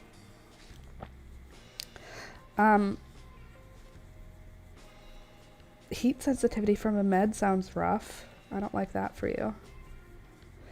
Anyway, yeah, so I wish I could just dissolve all the pills at once so that they're a liquid, but that's not how it works. I can only dissolve them when I need them. Oh, the other thing that's super fun is his Zoloft or whatever it is. What is it? His anti-anxiety med is, he takes half of a pill. So his steroid, he gets one pill. His anti-anxiety, he gets half of a pill. And then his gabapentin is liquid. It's not a lot when you're doing it. Like me living my life, having to give him those meds is not a lot of like extra work for me. But like to explain it to someone makes it feel like a lot of work. It's like, but it's not. It's like fine. It's like not that big of a deal. It feels like it's a lot to explain, but it's not actually a lot, you know? It's just part of the day. The problem is if you're having to come to the house to do it, then it's two like coming to the house things. Pretty much collapse for hours after getting home after going out into town on hot days. That's not what I want for you, Karasu. I don't love that. I wish that was not the experience you had. Doesn't feel like a good vibe.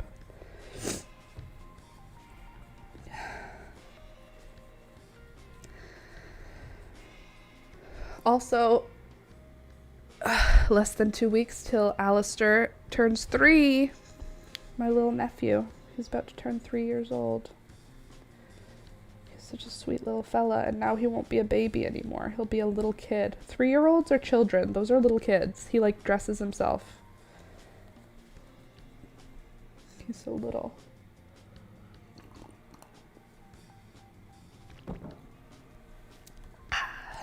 Coffee.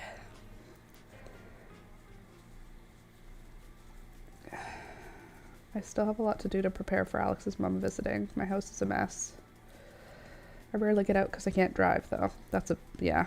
Driving does definitely open up a lot of, like, getting out of the house vibes. I used to hate driving. I used to be so scared to drive. I used to hate getting into any vehicle, and I was not a fan of being the driver ever. And now I'm like, it's like second nature. It's like riding a bike. Like I know exactly what to do. And it's so weird because when I started driving, I genuinely thought like, there's no way I will ever feel confident doing this because like, this is just not an activity that makes me feel good. And now I just do. So don't give up. Maybe you will drive one day. Unless it's that you just don't drive because you don't have a car, because that's fine. I like to think of Ada still a baby, but it's more and more difficult with a tiny newborn baby at home. I know, because now you have an actual baby, so you see Ada, and you're like, oh, that's a full-grown human. That tiny child is basically the same as me when compared to this tiny, tiny baby that we both get to hold. Oh, God, have you given her a chance to hold the baby yet? On her lap with support, obviously. Whenever Alistair holds Elizabeth, he's like, thanks. Really great. Thank you.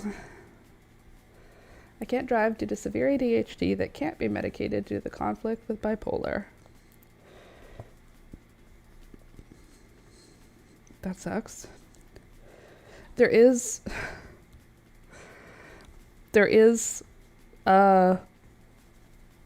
ADHD that is a non-stimulant. An ADHD med that is a non-stimulant. We might ask about that if you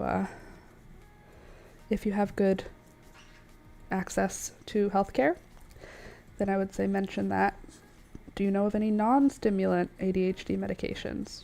You might be able to try something else. Let's see. She was telling me that Elisa's face is round, but Ada's is oval, like mommy's. Oh, because she's big girl. I've already tried one and had similar problems. Oh, okay.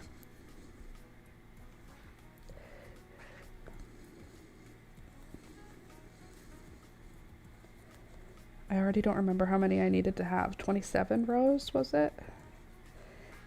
There's 38 total, and I need 11 rows, so 28, 27. Yeah, so 27 rows. It's gonna be great. I'm wondering if I should just continue, though,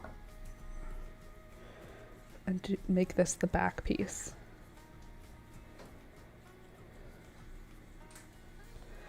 But I kind of don't want to run out of yarn for the back. Let's see, how many am I at? 1, 2, 3, 4, 5, 6, 7, 8, 9, 10, 11, 12, 13, 14, 15, 16, 17, 18, 19, 20, 21, 22, 23, 24, 25, 26, 27. Okay. Beautiful.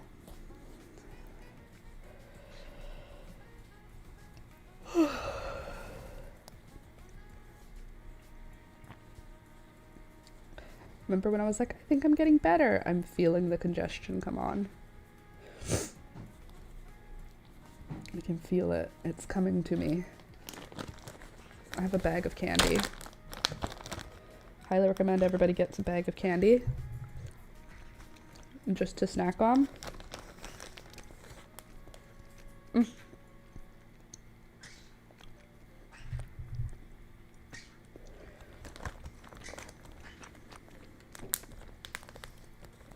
I posted some pics for you.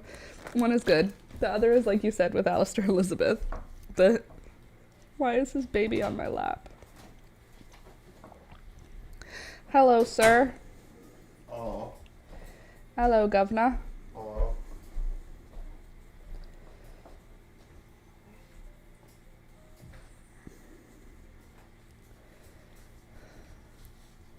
I know I'm late, but what happened with the unexpected new pet?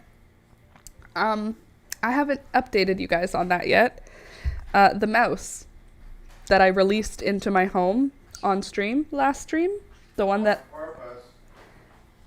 Wrong. On purpose. Not on purpose. We'll have a new pet on purpose. I did not do it so that we would have a new pet on purpose. Okay, sure. Alex says that I let it go on purpose so that we would have a new pet. I would never be able to catch the pet. You said it. How would... It's... Like, oh, I have a new pet. It's... Okay, it's not... Said it. I said it as a You joke. said it. The new pet title was clickbait. Well, was it though? I mean... Was it? It was an accident. It doesn't sound like it was clickbait. No, it doesn't sound like it was clickbait, but it was an accident.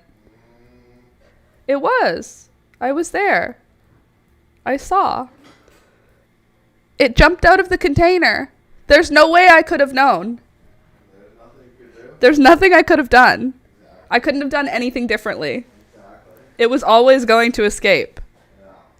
So anyway, it's still at large. The The escaped prisoner is still at large. What happened, if you're new, on Wednesday, I woke up, went outside, and found a small mouse in one of my live traps that I left outside to wash. I didn't mean for a mouse to climb into it. I thought it was closed so that mice would not climb into it. It was just outside so I could wash it because I don't want to wash it in the house because, ew, mice touch it. Anyway, there was a mouse in there. It was freezing. It was very sad. So I brought it inside, warmed it up. It was sad, not beautiful. And then I gave it a bath with Dawn dish soap. And then I dried it off with paper towels, and then I warmed him up, and I put him in a jar with ripped up paper towels so that he would be nice and cozy and warm. And then during the stream, he looked like he was warm and cozy, so I thought I'll just pour him into my hand, and I'll look at him, and he'll stay here because he's a baby mouse. No, Laura, this is not a domestic mouse. This is a wild animal. What do you think is going to happen when you release a wild animal into the hand of a predator that could eat it? It immediately jumped off of my hand and ran very fast and disappeared into my home. We did our best to look for it. I set all of the live traps in our whole upper floor. So Alex's room, my room, and the kitchen all have live traps. I'm not going to kill this mouse. It's not his fault he escaped. So far, nothing. So far, he is still at large. I'm still requesting a sticker for Toby. It would be good to have a sticker for Gus Gus, too. Oh, my God. Great. Gus Gus now has... I need one for Steve, then. Or Stevana. Steve might have been a girl. But we called our possum Steve. Wouldn't it be cool if names were just non-gendered at all? Wouldn't it be cool? You know, like... This is my daughter, Edward. This is my son, Elizabeth. It just doesn't matter. Just names are names. Stephanie. Oh, true. Steve. Stephanie. What did I say? Stefania. All right. We're cute. Trying to look cute today. Jeez. It's like my hair doesn't want to behave and let me live. Just let me live. I have these cute little curls. I'm so happy Gus Gus stuck. It didn't. That's not the mouse's name. Gus Gus is a fat mouse. This mouse is not fat. This mouse is like a tiny little skinny baby mouse. Gus Gus does not fit. Gus Gus is not a fitting name for a tiny little escaped wild animal. Like in India, many, many names are non-gendered or non-gender related or just in Punjab. I'm not sure. Oh, that's cool. That names are just like words that are what people are called. Names are just words that people are called rather than names being for boys or girls.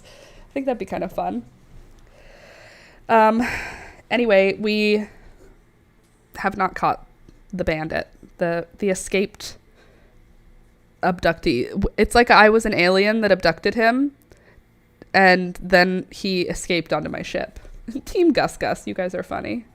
Gus Gus will get fat. Not to worry. You guys, he's not allowed to live here. And Alex keeps being like, you just wanted a mouse in the house. Why would I want a wild mouse? If I wanted a pet mouse, Alex, I would get a pet mouse. I don't like rodents. I'm not particularly keen on any of those small critters. Rabbits, chinchillas. I don't care. Flying squirrels. I don't want any of that in my house. I don't want anything that is... The birds are the closest I'll get. And I had to wash my floors again. Anyway, Gus Gus is not welcome to stay in the house. He's not invited. He is clean. He's a clean, beautiful, healthy mouse, but he's not invited to live here. I'm actually super glad I gave him a bath since he escaped into the house, because at least I know he doesn't have any fleas. Like, he had no parasites on him. I got to see him up close and he wasn't moving, so I was able to like really look at him. So he looked very healthy, which is good. I mean, he can always have parasites because it's a mouse, but at least he didn't bring fleas into my house. He probably went back outside. He wants no part of another bath, literally. I mean, he definitely left the immediate premises. He's not nearby me. And the animals are not acting on high alert. Like the first day, Toby was so sure he was going to catch him. He didn't, obviously, but he thought he was. Now none of the animals are acting like they're seeing anything or smelling anything. So I think he's not around. I will leave the traps open. And I have been releasing Peekaboo in the evening, just letting her be free in the house so that she can hunt if she wants to. And so far, nothing.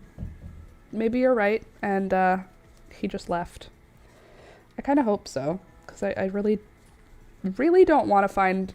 I said to Alex, I rescued him from dying a quiet death of freezing, only to let him go to be murdered in my home.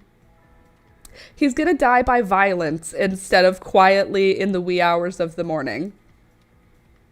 So hopefully not. He probably went back outside. Or they finished him already with no trace. Oh God, Louisa. This Luke, though. Oh, this? That's just little old me. I always look like this. This is how I always look. I'm just a girl. But yeah, I dyed my hair again. Thank you for noticing. Anyway, instead of dying quietly in the wee hours of the morning by freezing to death, he's either going to be captured again and released, which will traumatize him, no doubt, or he's going to die by violence. So not my best work, I'll say. Not my best work. Okay, now let me go back to my notes to see what the pattern tells us to do. We wrote the pattern before actually following it. Okay. Oh, the mouse drama. My Jack Russell swallowed mice live and whole. Oh, that's disgusting. Okay, shoulder 1. We're gonna half double crochet into the first 18 stitches. 1, 2, 3,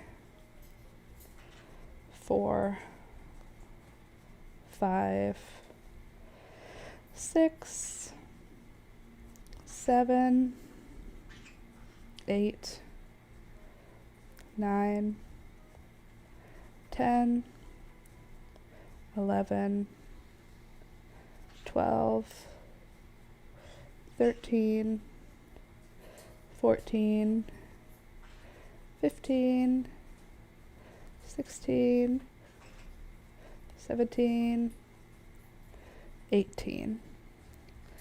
Into the first 18 stitches, chain 1 and turn. Oops. Beelzebub, don't eat my yarn. Okay, and then chain 1, skip the first stitch, half double crochet in the second stitch, and half double crochet across. 1, 2, 3, 4, 5, 6, 7, 8, 9, 10, 11, 12, 13, 14, 15, 16, and hold on, 17. Good. And then the next will be 16, yeah? 17. Chain 1 and turn. I can't help you right now, Toblerone. I know. The bird is scaring you, huh? Hi, buddy. Hey, sweetheart.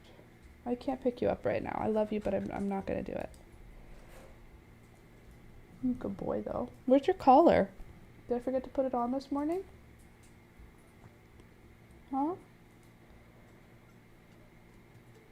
He's a good boy. Thanks, bud. Okay, 16.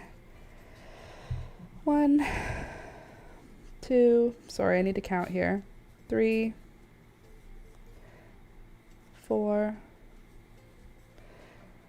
5, 6, 7, 8. What is happening back there? 9. Look at what the bird is doing. 10. 11. 12. 13. 14.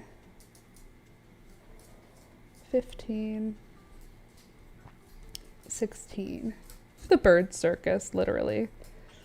This is my circus animal. She just wants to destroy things because she's a bird. Did you see? Elisa is wearing the booties. And those are my tests that I thought they were going to be so small. The final ones are still too big. I was planning the test just for Ada's doll. Aww. I have to check those photos, but I haven't looked at them yet. Okay, is the bird circus done yet, Beelzebub? If he lays back and twirls it on her feet, I'll die laughing. If he lays back... What? If he lays back and twirls it on her feet, I'll die laughing. Twirls what? That was Beelzebub. If the bird, lays back and twirls it on her feet, like if she got caught on it, or if she tried to play with peekaboo. She finished, so I'm happy about that. I'm glad you finished doing that. I wasn't into it. Okay, back to this. Someone traded with me last year, so I can send some to you if you want. Huh? Oh, here we go. I don't think I told you what I got in the Florette sale. Oh, amazing. I got Alpenglow and Victorian wedding zinnias and petite Florette dahlias, and I found out I have more vintage rose celosia than I thought. Someone traded with me last year, so I can send some to you if you want. I know I said I'd send you seeds before and never did, but I feel like I might actually have a few spoons for it now. Play with the yarn ball. Yes, totally. Slinky, I would love that. I would very much love that. I'm totally understand, though, also, that sometimes you go like, yeah, I want to hang out, and then when the day comes, you go like, but I don't anymore. Same idea. I totally get. However... What was I going to say? Oh yeah, what seeds can I send you? Let's do a trade. I'd love to send you anything that you are looking for. Okay, skip the first one. Now there'll be 15 stitches here. Sorry, I need to count again. 1, 2, 3, 4, 5, 6, 7, 8, 10, 11, 13, 14, and 15.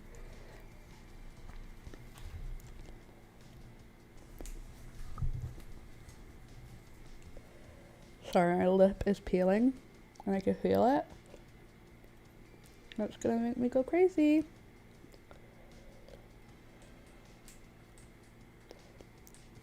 Better.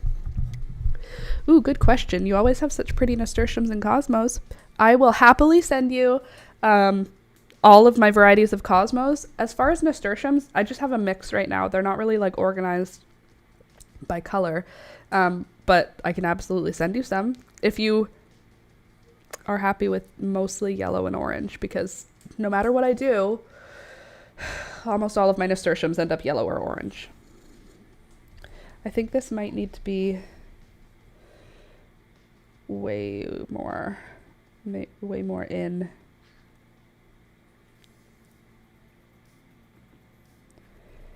Like, I think it needs to come way more to the center.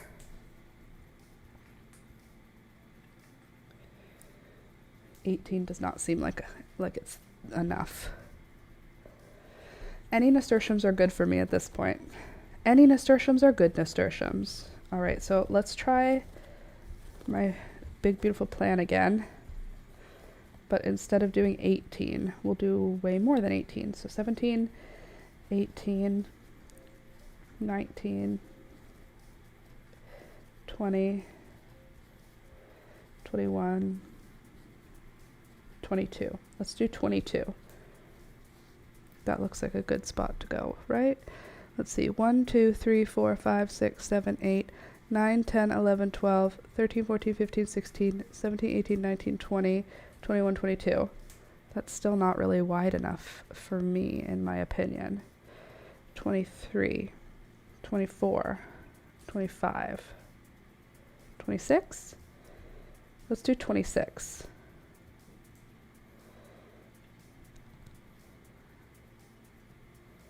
How am I going to reduce that to the correct number, though? Who cares? We'll do that when we need to.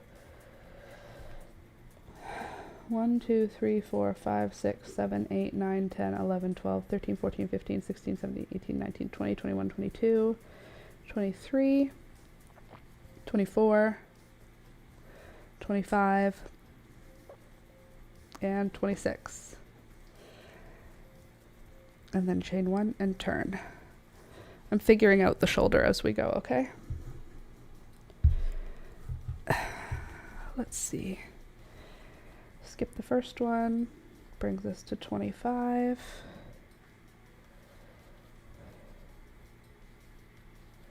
Yeah, this should be better.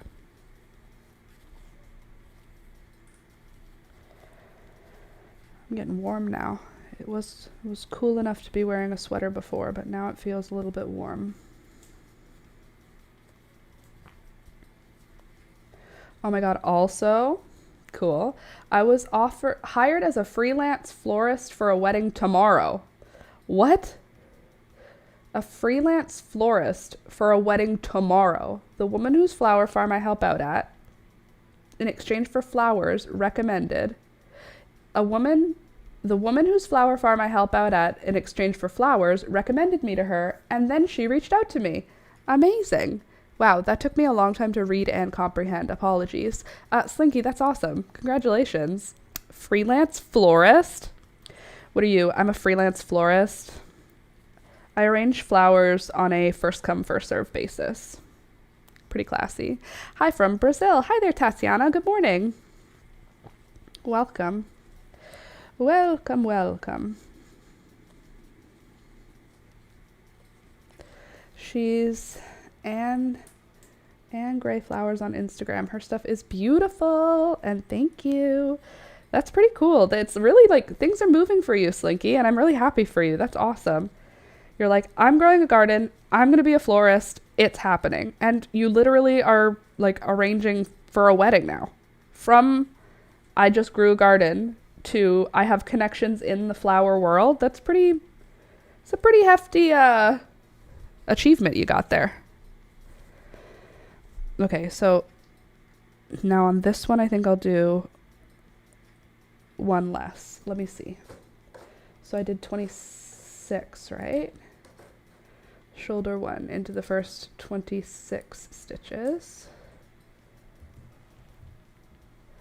Chain 1 and turn. Skip the first. Chain 1 and turn. So now there's 25 in the row. Half double crochet into the first, what? 26, 25. Do we really want it to get that? 625. Then are we going to do 23? Let's see what that looks like. Hold on. Let me just think. 1, 2, 3, 4, 5, 6, 7, 8, 9, 10, 11, 12, 13, 14, 15, 16, 17, 18, 19, 20, 21, 22, 23. So if I do it as 23, I'll have a little bit more aggressive of a stair step. Is that a problem? Not really. Would I rather have it be a straight line? Maybe. Hit that like and subscribe, all. We're almost at 96,000. Totally. Thank you for saying that, Candace. Slinky, yo, thank you. The imposter syndrome is mildly real because there's no one to tell me if I'm doing stuff right, but I need to keep telling myself that I am. That's stressful. You are. They love your style, so no one can say it's wrong. True. You're literally doing, you're fine. You're definitely doing the right thing, and you're definitely doing a good job, or else she wouldn't suggest you to people. But that is still terrifying because you literally have no one to compare it to be like, am I doing a good job? Just make it beautiful and you're doing it right. But also, that's scary. Because I need it to happen in 11 rows. That's the other problem, right? Okay, so hold on. Half double crochet, 23 stitches, chain 1 and turn. And that'll make us have 22 in the next one. So chain 1 and turn.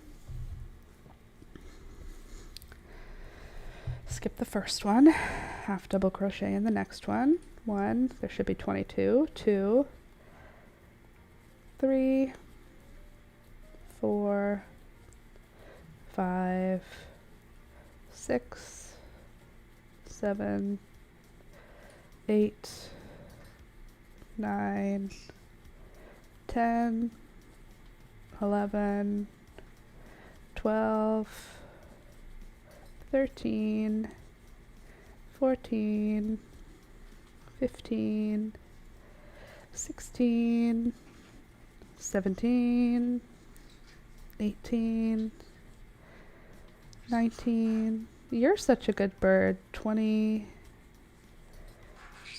21, 22, good. Okay. And you're such a good bird. 22. So we went from 26 to 25, 23 to 22, 26, 25, 24, 23, 22, 21, 20. So now I'm going to do 20, right? I think. 1, 2, 3, 4. You're such a good bird. 5, 6, 7, 8, 9, 10, 11, 12, 13, 14, 13, come on 13, 14, 15, 16, 17, 18, 19, 20. Okay, so then we did 23, 22, and then 20, and then 19,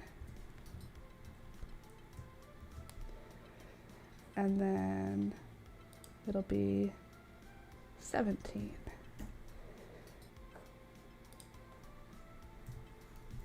Right? So 20, chain 1 and turn. Sorry everybody, it's just going to take me a second to finish what I need to do here.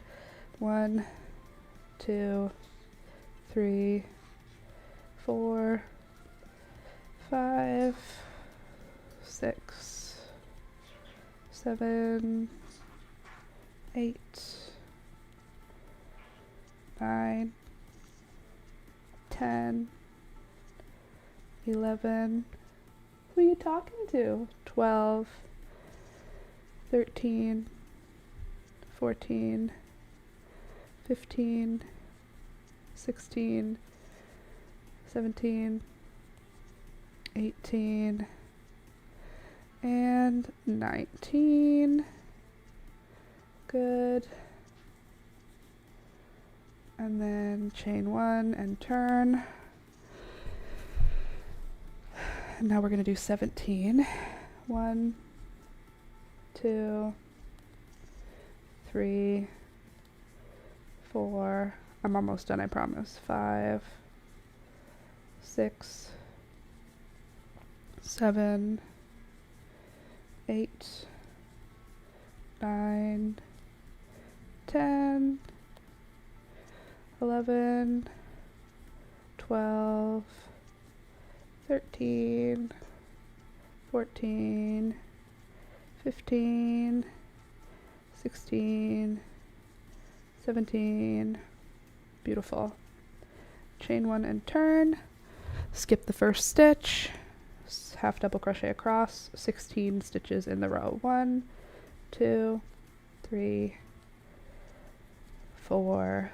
Sorry, I'm mouth breathing today. 5, but I have a plugged nose. 6, 7, 8, 9, 10, 11, 12, 13, 14, 15, and 16. Okay, so now we've got it down to 16. I think we can bring it down to 14. Chain 1 and turn. Because we have 11 rows to do it. So here's what our stair step looks like now for the neckline. Hopefully this is enough yarn to recreate this same shape on the other side. But we want to get this down to 14 stitches so that it's the width I like it. So we'll just do 14 now. 1, 2, 3, 4, 5, 6, 7, 8, 9, 10, 11, 12, 13, 14. And then I'll chain 1 and turn, and my last row for this shoulder shape will just be half double crochet across. I could even do single crochet across. I might want to do that. Half double crochet in the first 17, and then across, which is 16. And then into the first 14 stitches, and then chain 1 and turn, and then we could just switch now to single crochet. Shall we? I feel like that's probably a good idea. Rather than doing a half double and then a single, just straight into that single. And then I'll take a break and look at what you posted, Slinky.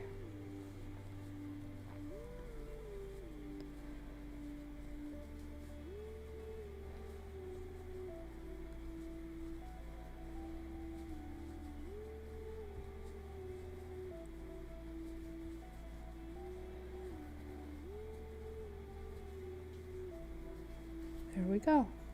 So shoulder 1 is now complete. Let me show you what that looks like.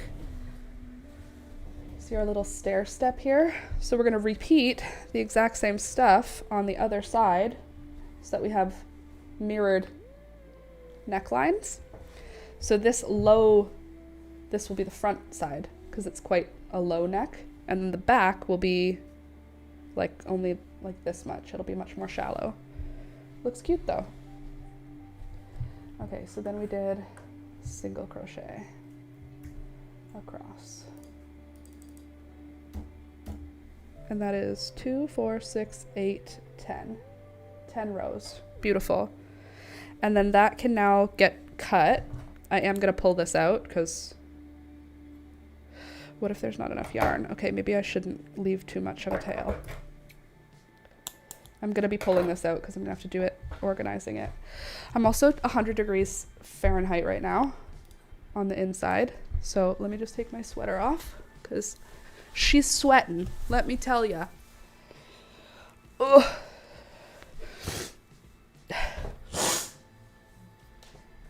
Very cute. Feels like fall. Look at my cat behind me right now. Can you see her? In case you can't, let me just help you out here. Let me just give you some really good, high quality content. Here. There. I'll just talk on stream and you can just watch this. This is definitely more important. Hi guys, here I am today with peekaboo and false lashes. Thank you for being here today. Pics, beautiful flower arrangements. Okay, good, let's have a look. Show me the evidence.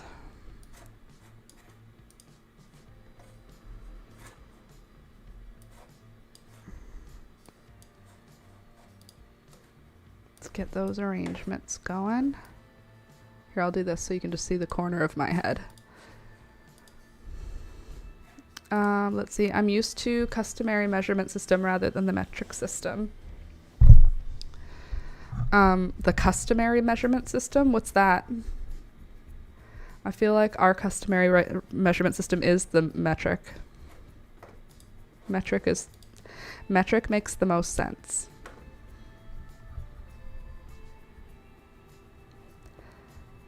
Take your sweet time there, Discord. There we go. We got it. Hold on a sec. To switch this back because it won't let me.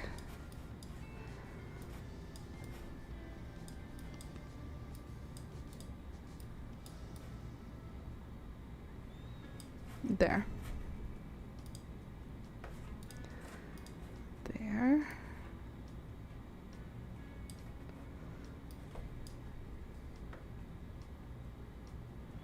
Beautiful. Inches, pounds, ounces. Oh, that's the USA version. US and A. Look at these gorgeous, gorgeous dahlias. Your dahlias are gorgeous. That doesn't even look... You should put those on for sale as stock photos. Look at that. Would you look at that? Would you look at this? It's beautiful. It's simply beautiful. Nope, not that one, this one. Nope, not that one, this one. Yeah, that one. Ugh.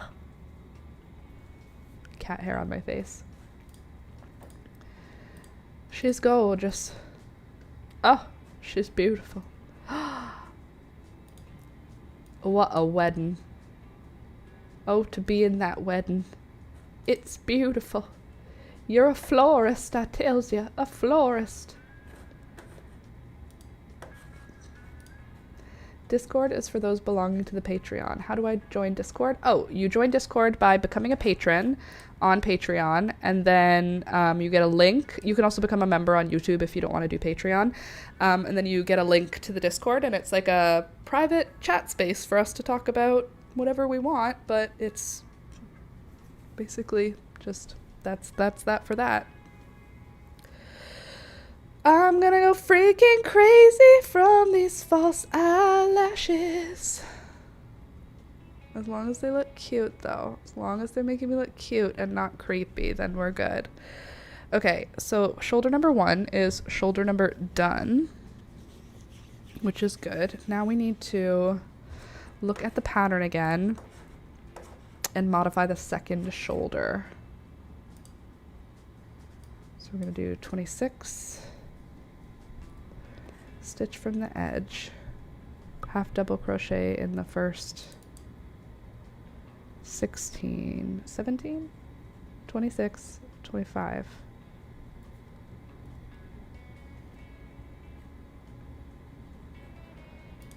Hold on, half double crochet.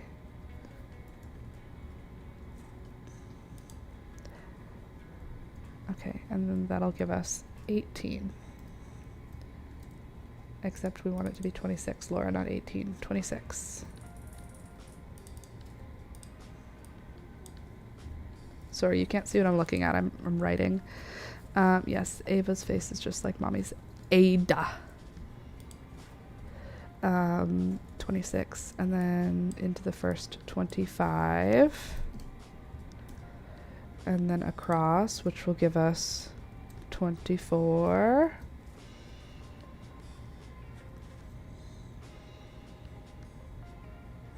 Hold on.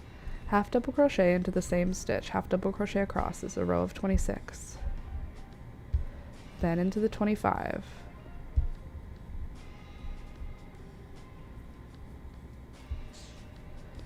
Chain 1 and turn. Skip first stitch. Uh-oh. I need to do a slip stitch if I'm doing that. Okay, so sorry, I'm thinking through how I have to shape the shoulder for the other side.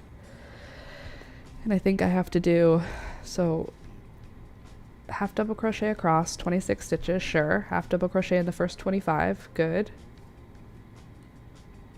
Am I going to skip the first 2 or am I going to slip stitch into the first 2?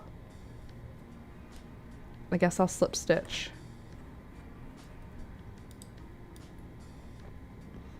So, slip stitch. Nope. Slip stitch into first 2 stitches.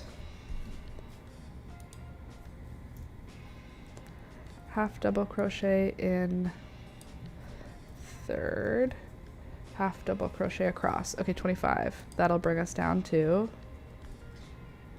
so we'll do 26, 25, 23. Good. Okay, now we're on track again. Half double crochet across, half double crochet in the first 22 stitches, chain 1 and turn. No chain 1, just turn. No chain 1, just turn. Okay, hold on.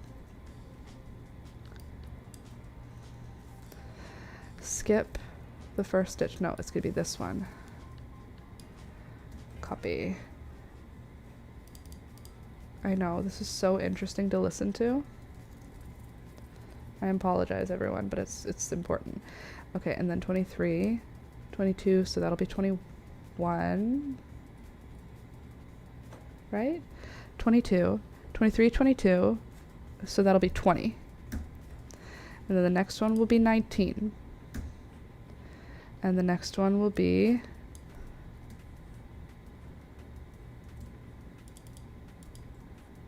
17.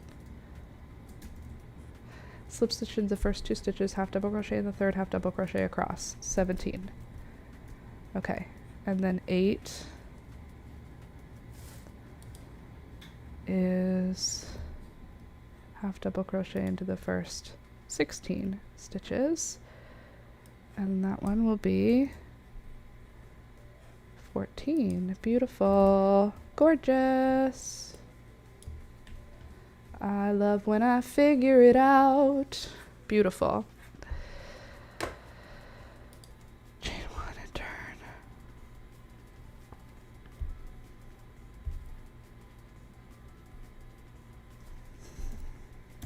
Okay. That feels fine. Now I've got it. Now let's check if I did that right by doing the second shoulder. And hopefully, I think I did it right, but let's see. I wrote the pattern. Now we're going to see if I wrote the pattern in a way that's correct. Ada, my bad. So I was talking to my BFF. Her daughter is Ava. Oh, okay. All right. So now we're going to connect at the what number? 26th stitch. So 1, 2. Oh, you probably can watch this part, I guess. I feel like I'm not on a good angle for you. I'm so sorry. Please hold. I'll figure this out for us. Is that a little better? A little easier to see? 1, 2, 3, 4, 5, 6, 7, 8, 9, 10, 11, 12, 13, 14, 15, 16, 17, 18, 19, 20, 21, 22, 23, 24, 25, 26. At the 26th stitch, we're going to connect our yarn. Hopefully this is enough yarn. And we're going to do yarn over, chain 1, drop the tail, half double crochet into this stitch, 1, 2, come on you, 3, 4, 5, 6, 7, 8, 9, 10, 11, 12,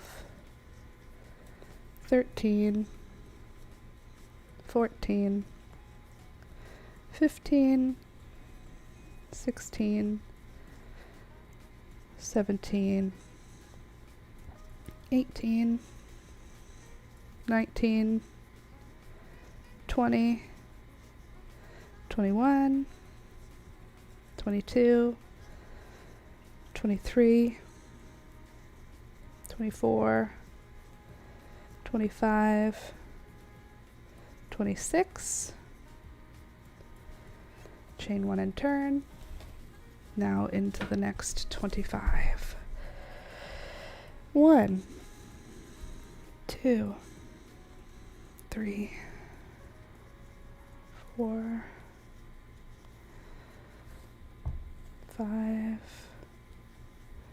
6, 7, 8, 9, 10, 11, 12, 13, 14, 15, 16, 17, 18, 19,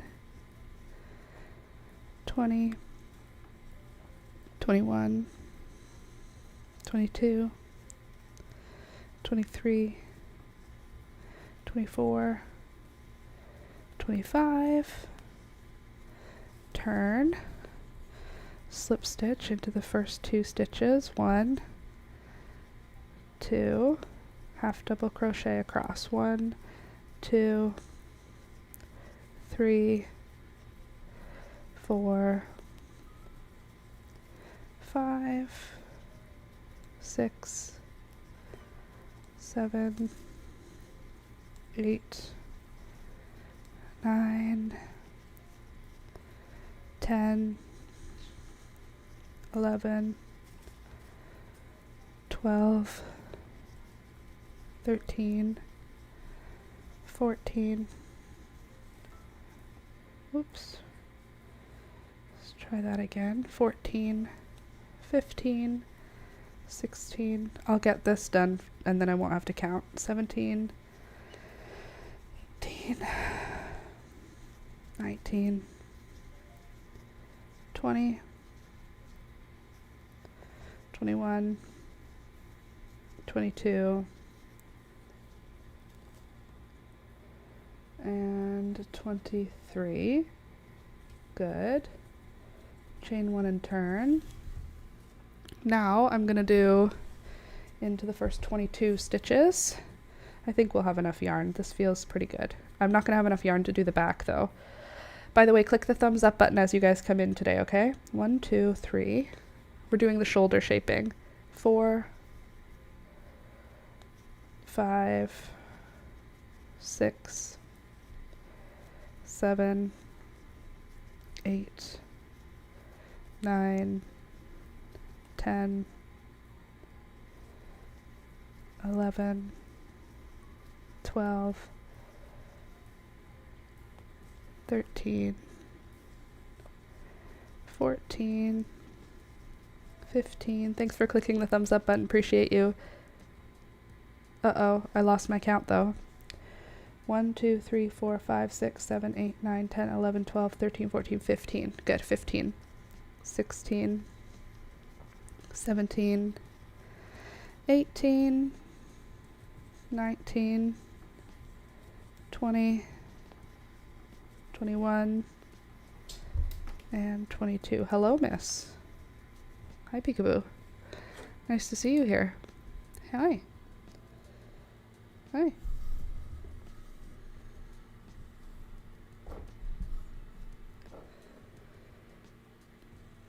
Anything I can do for you? Can I help you with something? Oh, Peekaboo.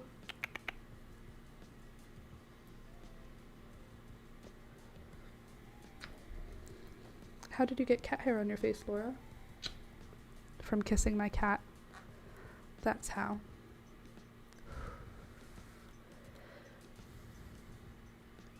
Hey, baby. Okay, back to work.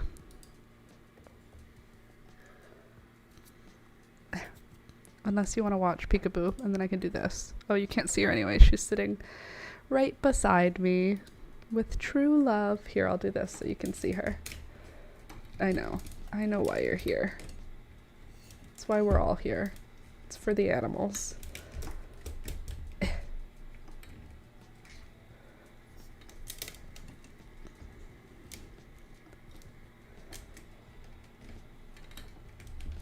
we go. Hi, Miss Pika. I can't play with you right now. I'm crocheting. Hope you understand. And then we're going to turn again. What did I need to do? Into the first 22, I think. 1, 2, 3, 4, 5, 6, 7, 8, 9, 10, 11, 12, 13, 14, 15, 16, 17, 18, 19, 20, 21, 22. Peekaboo. Hey. Get out of there. Turn. Slip stitch into the first one. 1. Slip stitch into the second one. 2. Half double crochet in the third one. 3. 1, 2, 3, 4, 5, 6, 7, 8. I can't even, people can't see what I'm doing. I tried to make it so they could watch you, but then you left. Silly cat. 1, 2, 3, 4, 5, 6, 7, 8, 9, 10, 11, 12, 13, 14, 15, 16, 17, 18, 19, and 20. Okay, 20. Chain 1 and turn. And now we're going to do 19.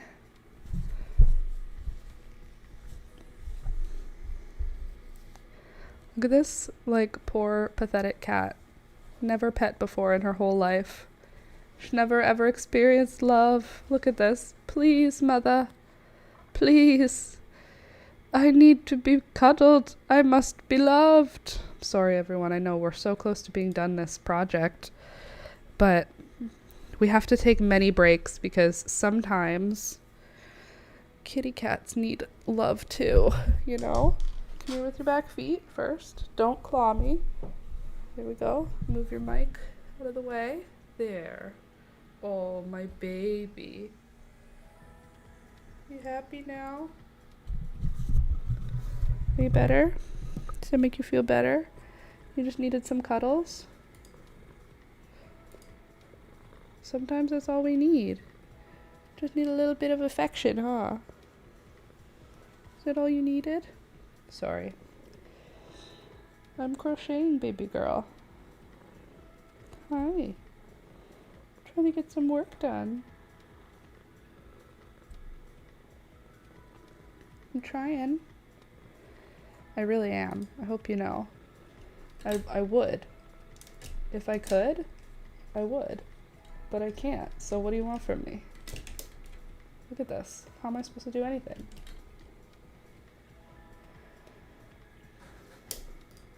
Loving on Cleo. That's nice. I'm loving on Peekaboo. Look at this baby girl. She's so pretty. She's so silver. She's actually the color of dust. She's like gray, but she has like a cast of beige on top of her gray. So it makes her look dusty all the time. But she's actually not dusty at all.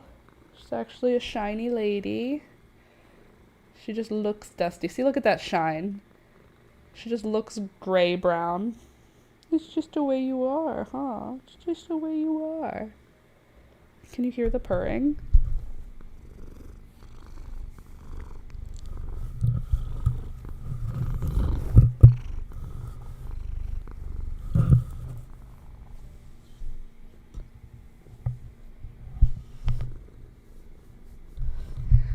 That's my gift for you. You get to hear this lovely lady purr. Baby girl, though, I am almost done a crochet project that I would really like to finish. So it's time for you to leave. Okay?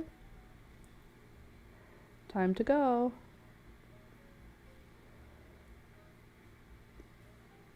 If you want to stay, you can stay, but I'm not going to pet you anymore. Because I'm crocheting. So just don't request any more pets, and we're on the same team, or we're on the same page. All right.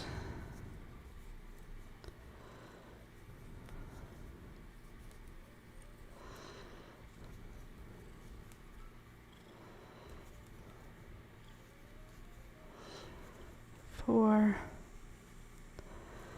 5,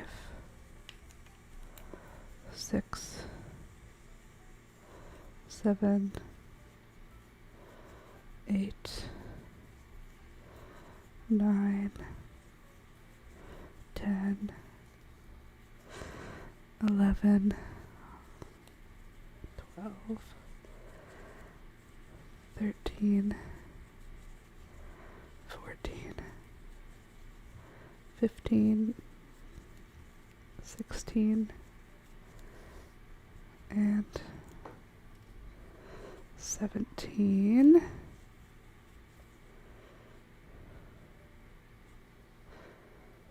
Okay, hold on here.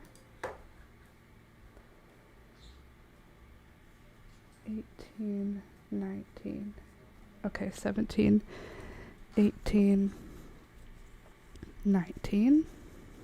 Turn. Then we're gonna slip stitch into the first one. Sorry, Pika, my leg fell. Slip stitch into the first one. Slip stitch into the second one. Half double crochet in the third. Sorry. 1, 2. I'm almost done counting, I promise. 3, 4,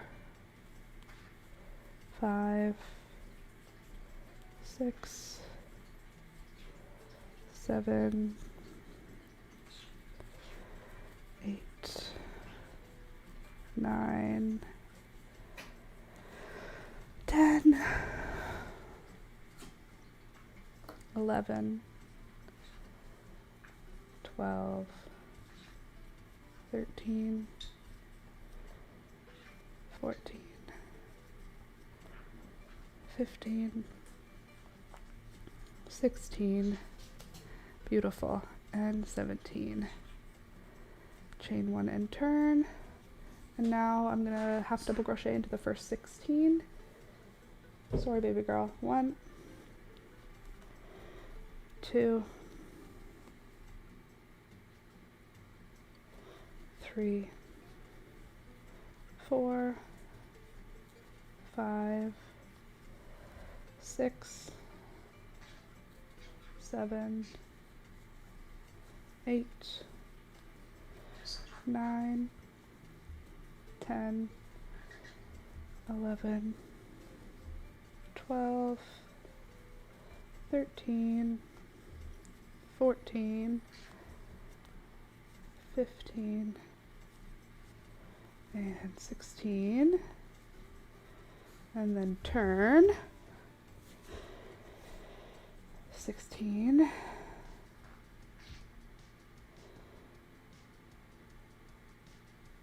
15, 14, and then half double crochet. 1, 2, 3, 4, 5, 6, 7,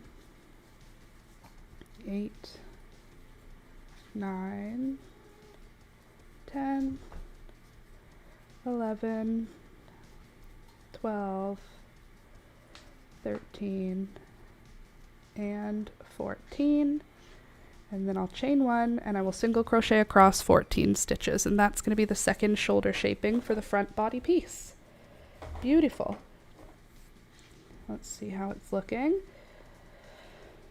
1, 2, 3, 4, 5, 6, 7, 8,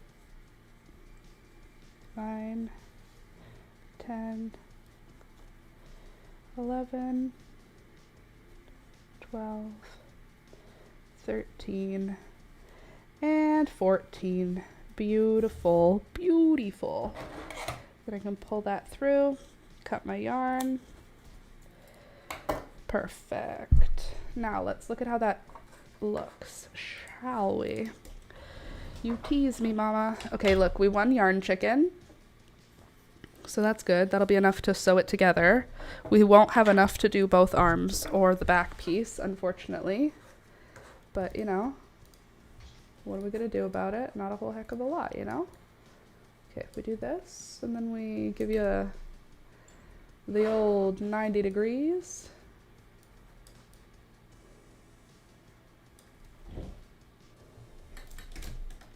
All right.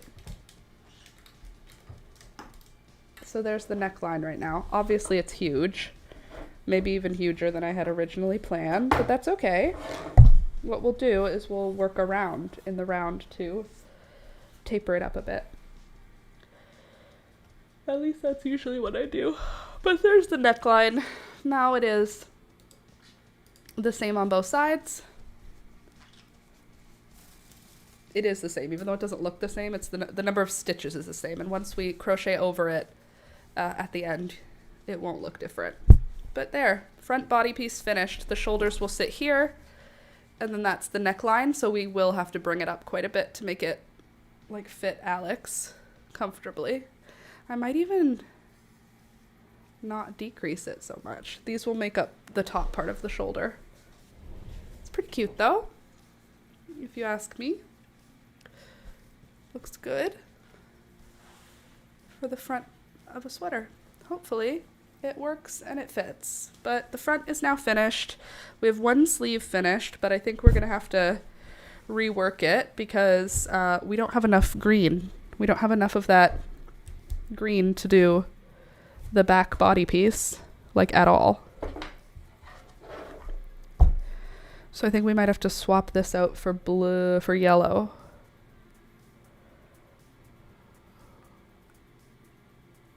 And just make the chest green. I don't know. We'll see. Or maybe the back will be green. I don't know. But I'm done crocheting that for today because I don't have another part of it to start or to work on. We've caught ourselves up to that part. But I do want to talk about the garden a little bit more if you guys are down, because I took some pictures. I always take pictures. I take so many pictures in that garden. Do you know that you guys are among the only people to see my garden? Literally, I very rarely post anywhere about it, but I noticed it's all, it's all in Discord. My garden is all in Discord, even though I don't typically show anybody outside of you guys. You're a good bird.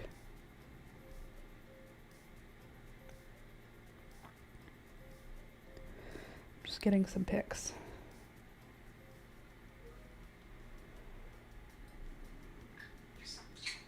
You're so cute.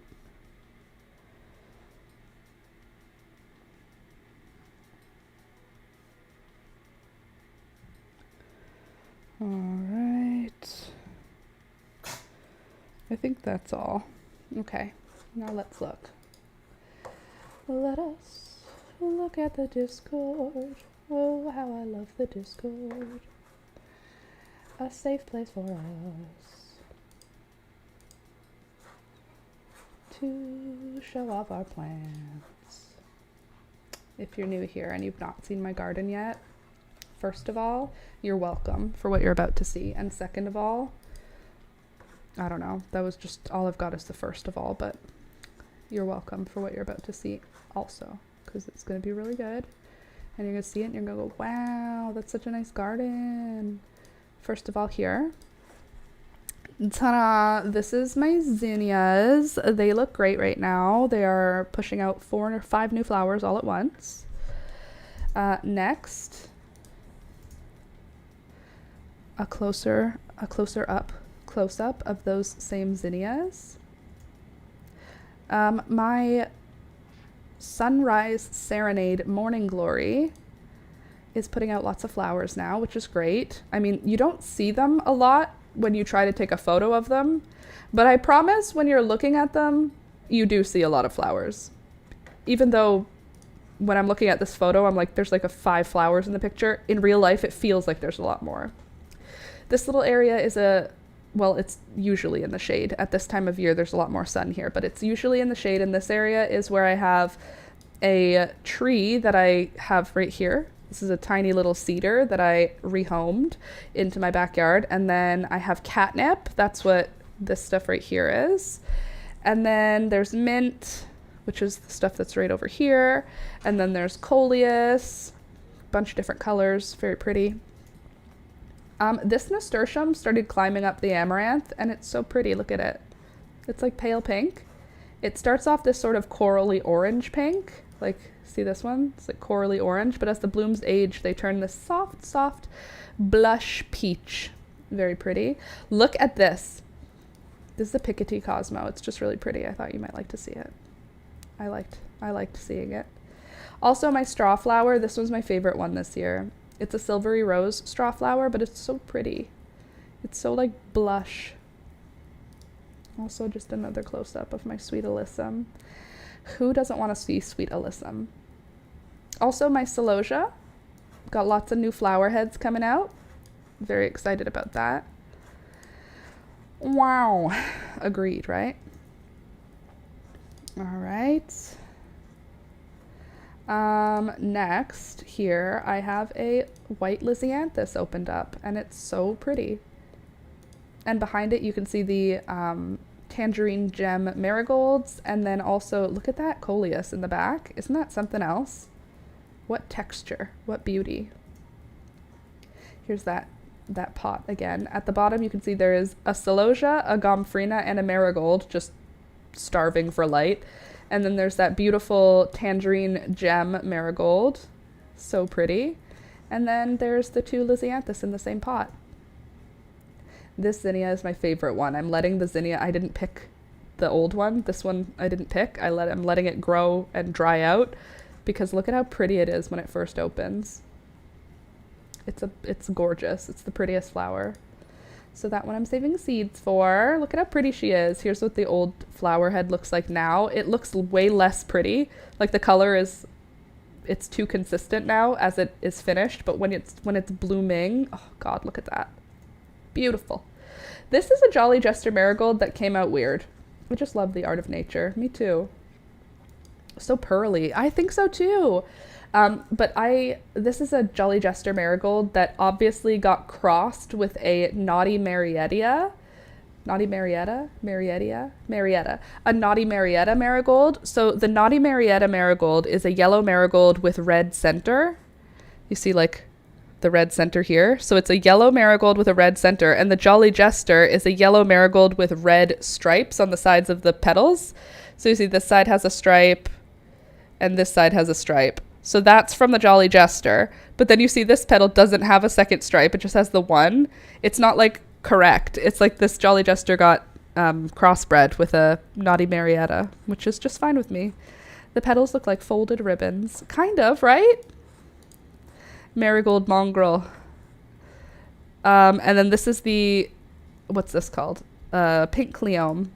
And then, look at this straw flower. Are you kidding me?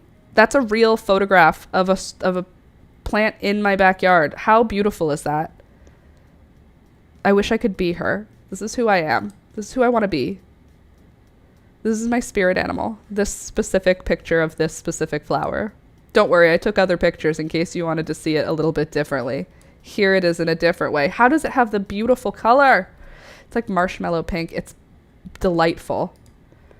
I want to embody this. Look at how beautiful she is. She's stunning. Absolutely stunning. So there's that. Then this is some Scabiosa that opened.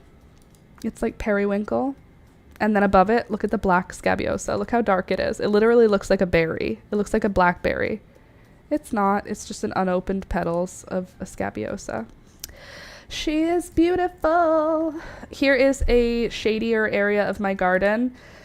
There's some nasturtiums sneaking in the back, a couple of red ones back there, beautiful coleus, some feverfew down at the bottom, some celosia, a different celosia.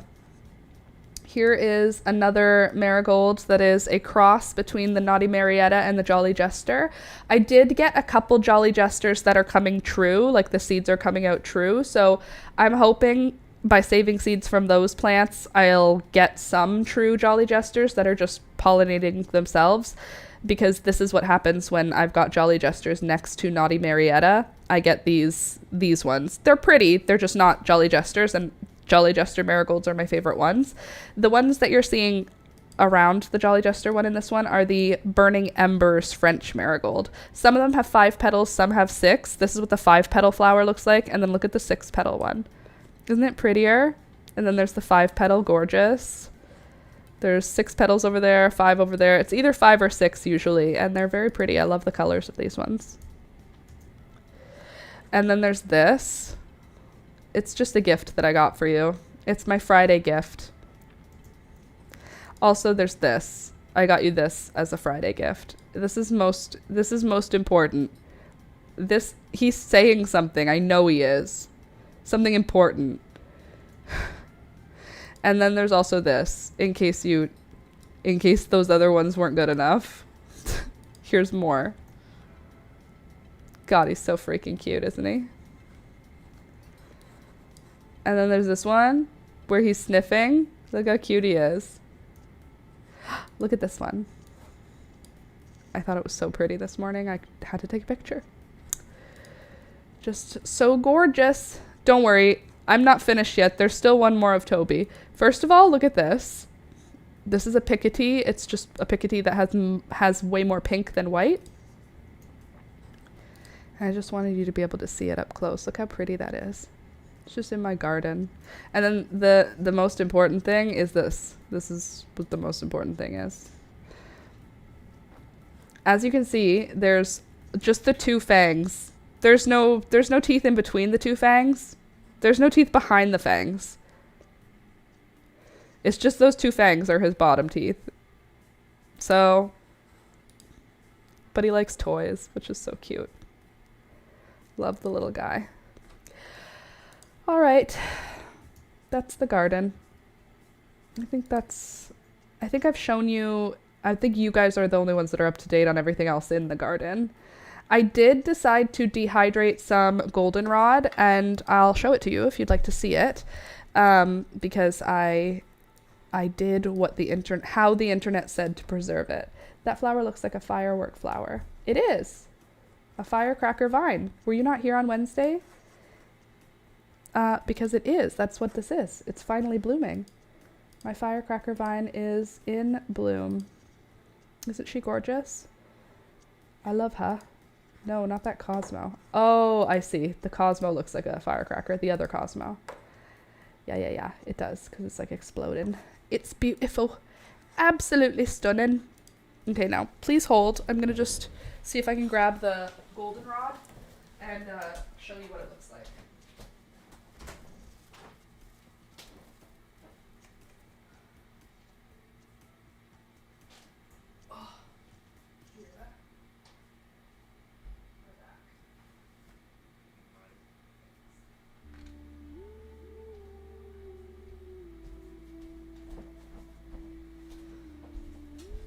Okay, I've got a few more bouquets hanging upside down Jesus, Murphy.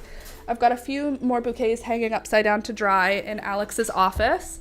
I have some marigolds. I don't know how they're gonna do. I just decided I want to try because I love marigolds. They don't really look beautiful right now. Like, they're wilting, which is correct. That's the first step, is they've got to wilt. But I pulled off all the stems. I bound the stems together to try and keep them straight for when we're arranging dried flowers later. But I did the same thing with goldenrod. I removed all of the lower leaves on the branches. I bound them together to keep them nice and straight. And then I have hung it upside down. The ones that were almost open look like they're going to seed. Can you see? Those ones are going to go to seed. But the other ones that didn't open yet, I think they'll just stay closed. And then we'll just have some like mildly golden green. I did the same thing with a bunch of stuff. I just kept binding up the stems. In these amaranth, since the stems were so like bent, I shoved a knitting needle in with it to wrap it together with, so that the stems would stay straight. So these amaranth, they're going to be allowed to hang, like they'll hang this way, but the stem will be perfectly straight. So that's why we're hanging it upside down to dry. Isn't it pretty? 3 different celosia, or 3 different amaranth. So cute. The strings are already getting loose, which is awesome because that means it's already drying. So dry flower bouquets are going to be amazing in the winter. We're going to have such fun arranging these into gifts for Christmas. Let me just put this back.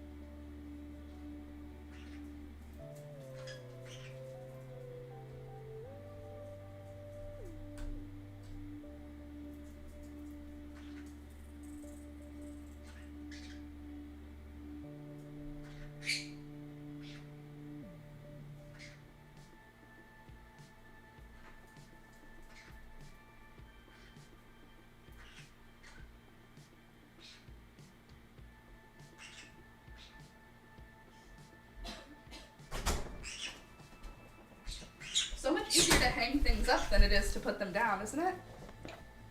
Did the bird move the camera? Looks like it. Bird crimes. That was a close-up. Did you press that firecracker plant from Wednesday? I didn't press it. I didn't. Lol, we saw you, bird. What crime did the bird do? Probably something.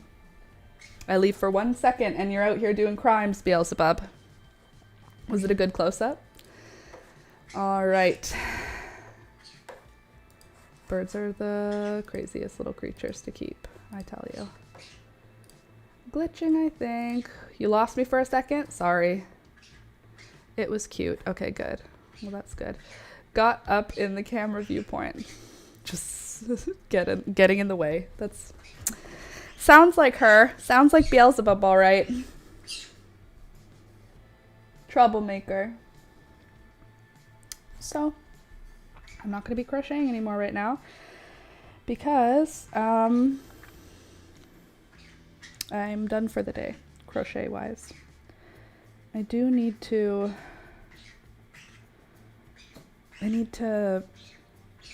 edit my video today, I think. I'm tired. I just got tired. I mean, I'm not actually that tired. I'm not like tired like how my sisters are, you know, and whatnot. All right. Anybody do anything cool? Did I already ask? I did. You didn't tell me. The cool stuff I'm doing this weekend is hanging out with Alex's family. Well, his mom, walking from one side to the other like, you can't see me. I know how to hide. I'll watch it back later. Silly bird. Yeah, Alex's mom is going to visit, so I'll probably spend a good chunk of the rest of my day cleaning just to prep, because it's like lived in messy right now. You know, I have to like make this look like the birds have never pooped anywhere in our house before. You know how it is. You just gotta make it look like your house is a hotel. It won't, but that's the goal. To clean the bathroom. I think I'm gonna wash the shower curtain. Otherwise, no major plans. God, I just got so tired. I just got hit with like a wave of exhaustion right now. Never happened here in a hotel. Yeah. Well, here it never looks like that, but that's like my plan is like I need the floor to be clean enough that they're like, how do they have it this clean considering they have this many animals? That's what I want. Exhausting, but well, good luck. It'll be fine. I don't have to clean. She would be fine if I didn't. I just have to because for vibes, you know. But like Alex looks around and goes, "It's clean." Yesterday he said, "Look, I cleaned the kitchen so it's all ready for my mom to come." And I was like, I came up and nothing looked different. I was like, "What do you mean?" And he was like, "Well, look, all the dishes are washed and the sink was empty." And I was like, "That's one of the jobs for cleaning the kitchen. That is one of the jobs that you do. The dishes it's super helpful. I appreciate it. But when you say the kitchen is clean, that means something different than the dishes are washed. You know what I'm saying? Like all the counters should be clean. The table should be clean. The tablecloth should be on the table. The cat food bowls should be empty and the water bowls should be full. And the floor should be swept. And you know what I mean? All the pans should be put away. Like, there's other things. He does his best. Be a nice visit anyhow. That's nice of her coming. Yeah, she loves to visit Alex. Obviously, she comes to visit both of us, but I mean, like, it's her son. So she comes several times a year, and then we go up several times a year. He's a man. He's very man-coded, that's for sure. It's clean. Is it though? Is it though? And, like, I want to say to him, like, if I was coming home after being away for a week, would you have the house like this? The answer is no, then it's not done. It's just not done. Doesn't matter. I will finish it today, and then I have a splinter in my finger. Where did that come from? Oh, it was shallow. I can get it out. Anyway, that's today. That's my today plan. Otherwise, edit, clean, edit, clean. I do want to go see my sister and the kids, but I have to determine what I'm going to do. We'll see. So that's that. I hope you guys have a good weekend. I hope you don't work too hard. I hope you don't get overtired because you worked too hard. But I'm pretty much done. I think I'm going to go now. Get my stuff put together. Well, TGIF, have a great weekend. I'll be stuck at home, hubby at work, so no car. Oh, lame. Same to you. Enjoy. And to you, Louisa. Have a good weekend. Big hugs. You too. Big hugs to all of you. Thanks for hanging out today. I hope you had a good time. If you did, please click the thumbs up button. It's the best way to show your support for the channel. It's the best way to support the channel for free. So click the thumbs up button every time you watch. It really helps, even though you might think, what difference does it make? It makes a difference. So click the thumbs up. I will see you all on Monday. I hope you have a good weekend. And yeah, come back Monday, Wednesday, Friday, 9 a.m. until 12 p.m. We are here. We live stream every single Monday, Wednesday, Friday. So 9 a.m. till 12 p.m. Come visit us. Or come on Tuesdays for a new tutorial. Okay, bye!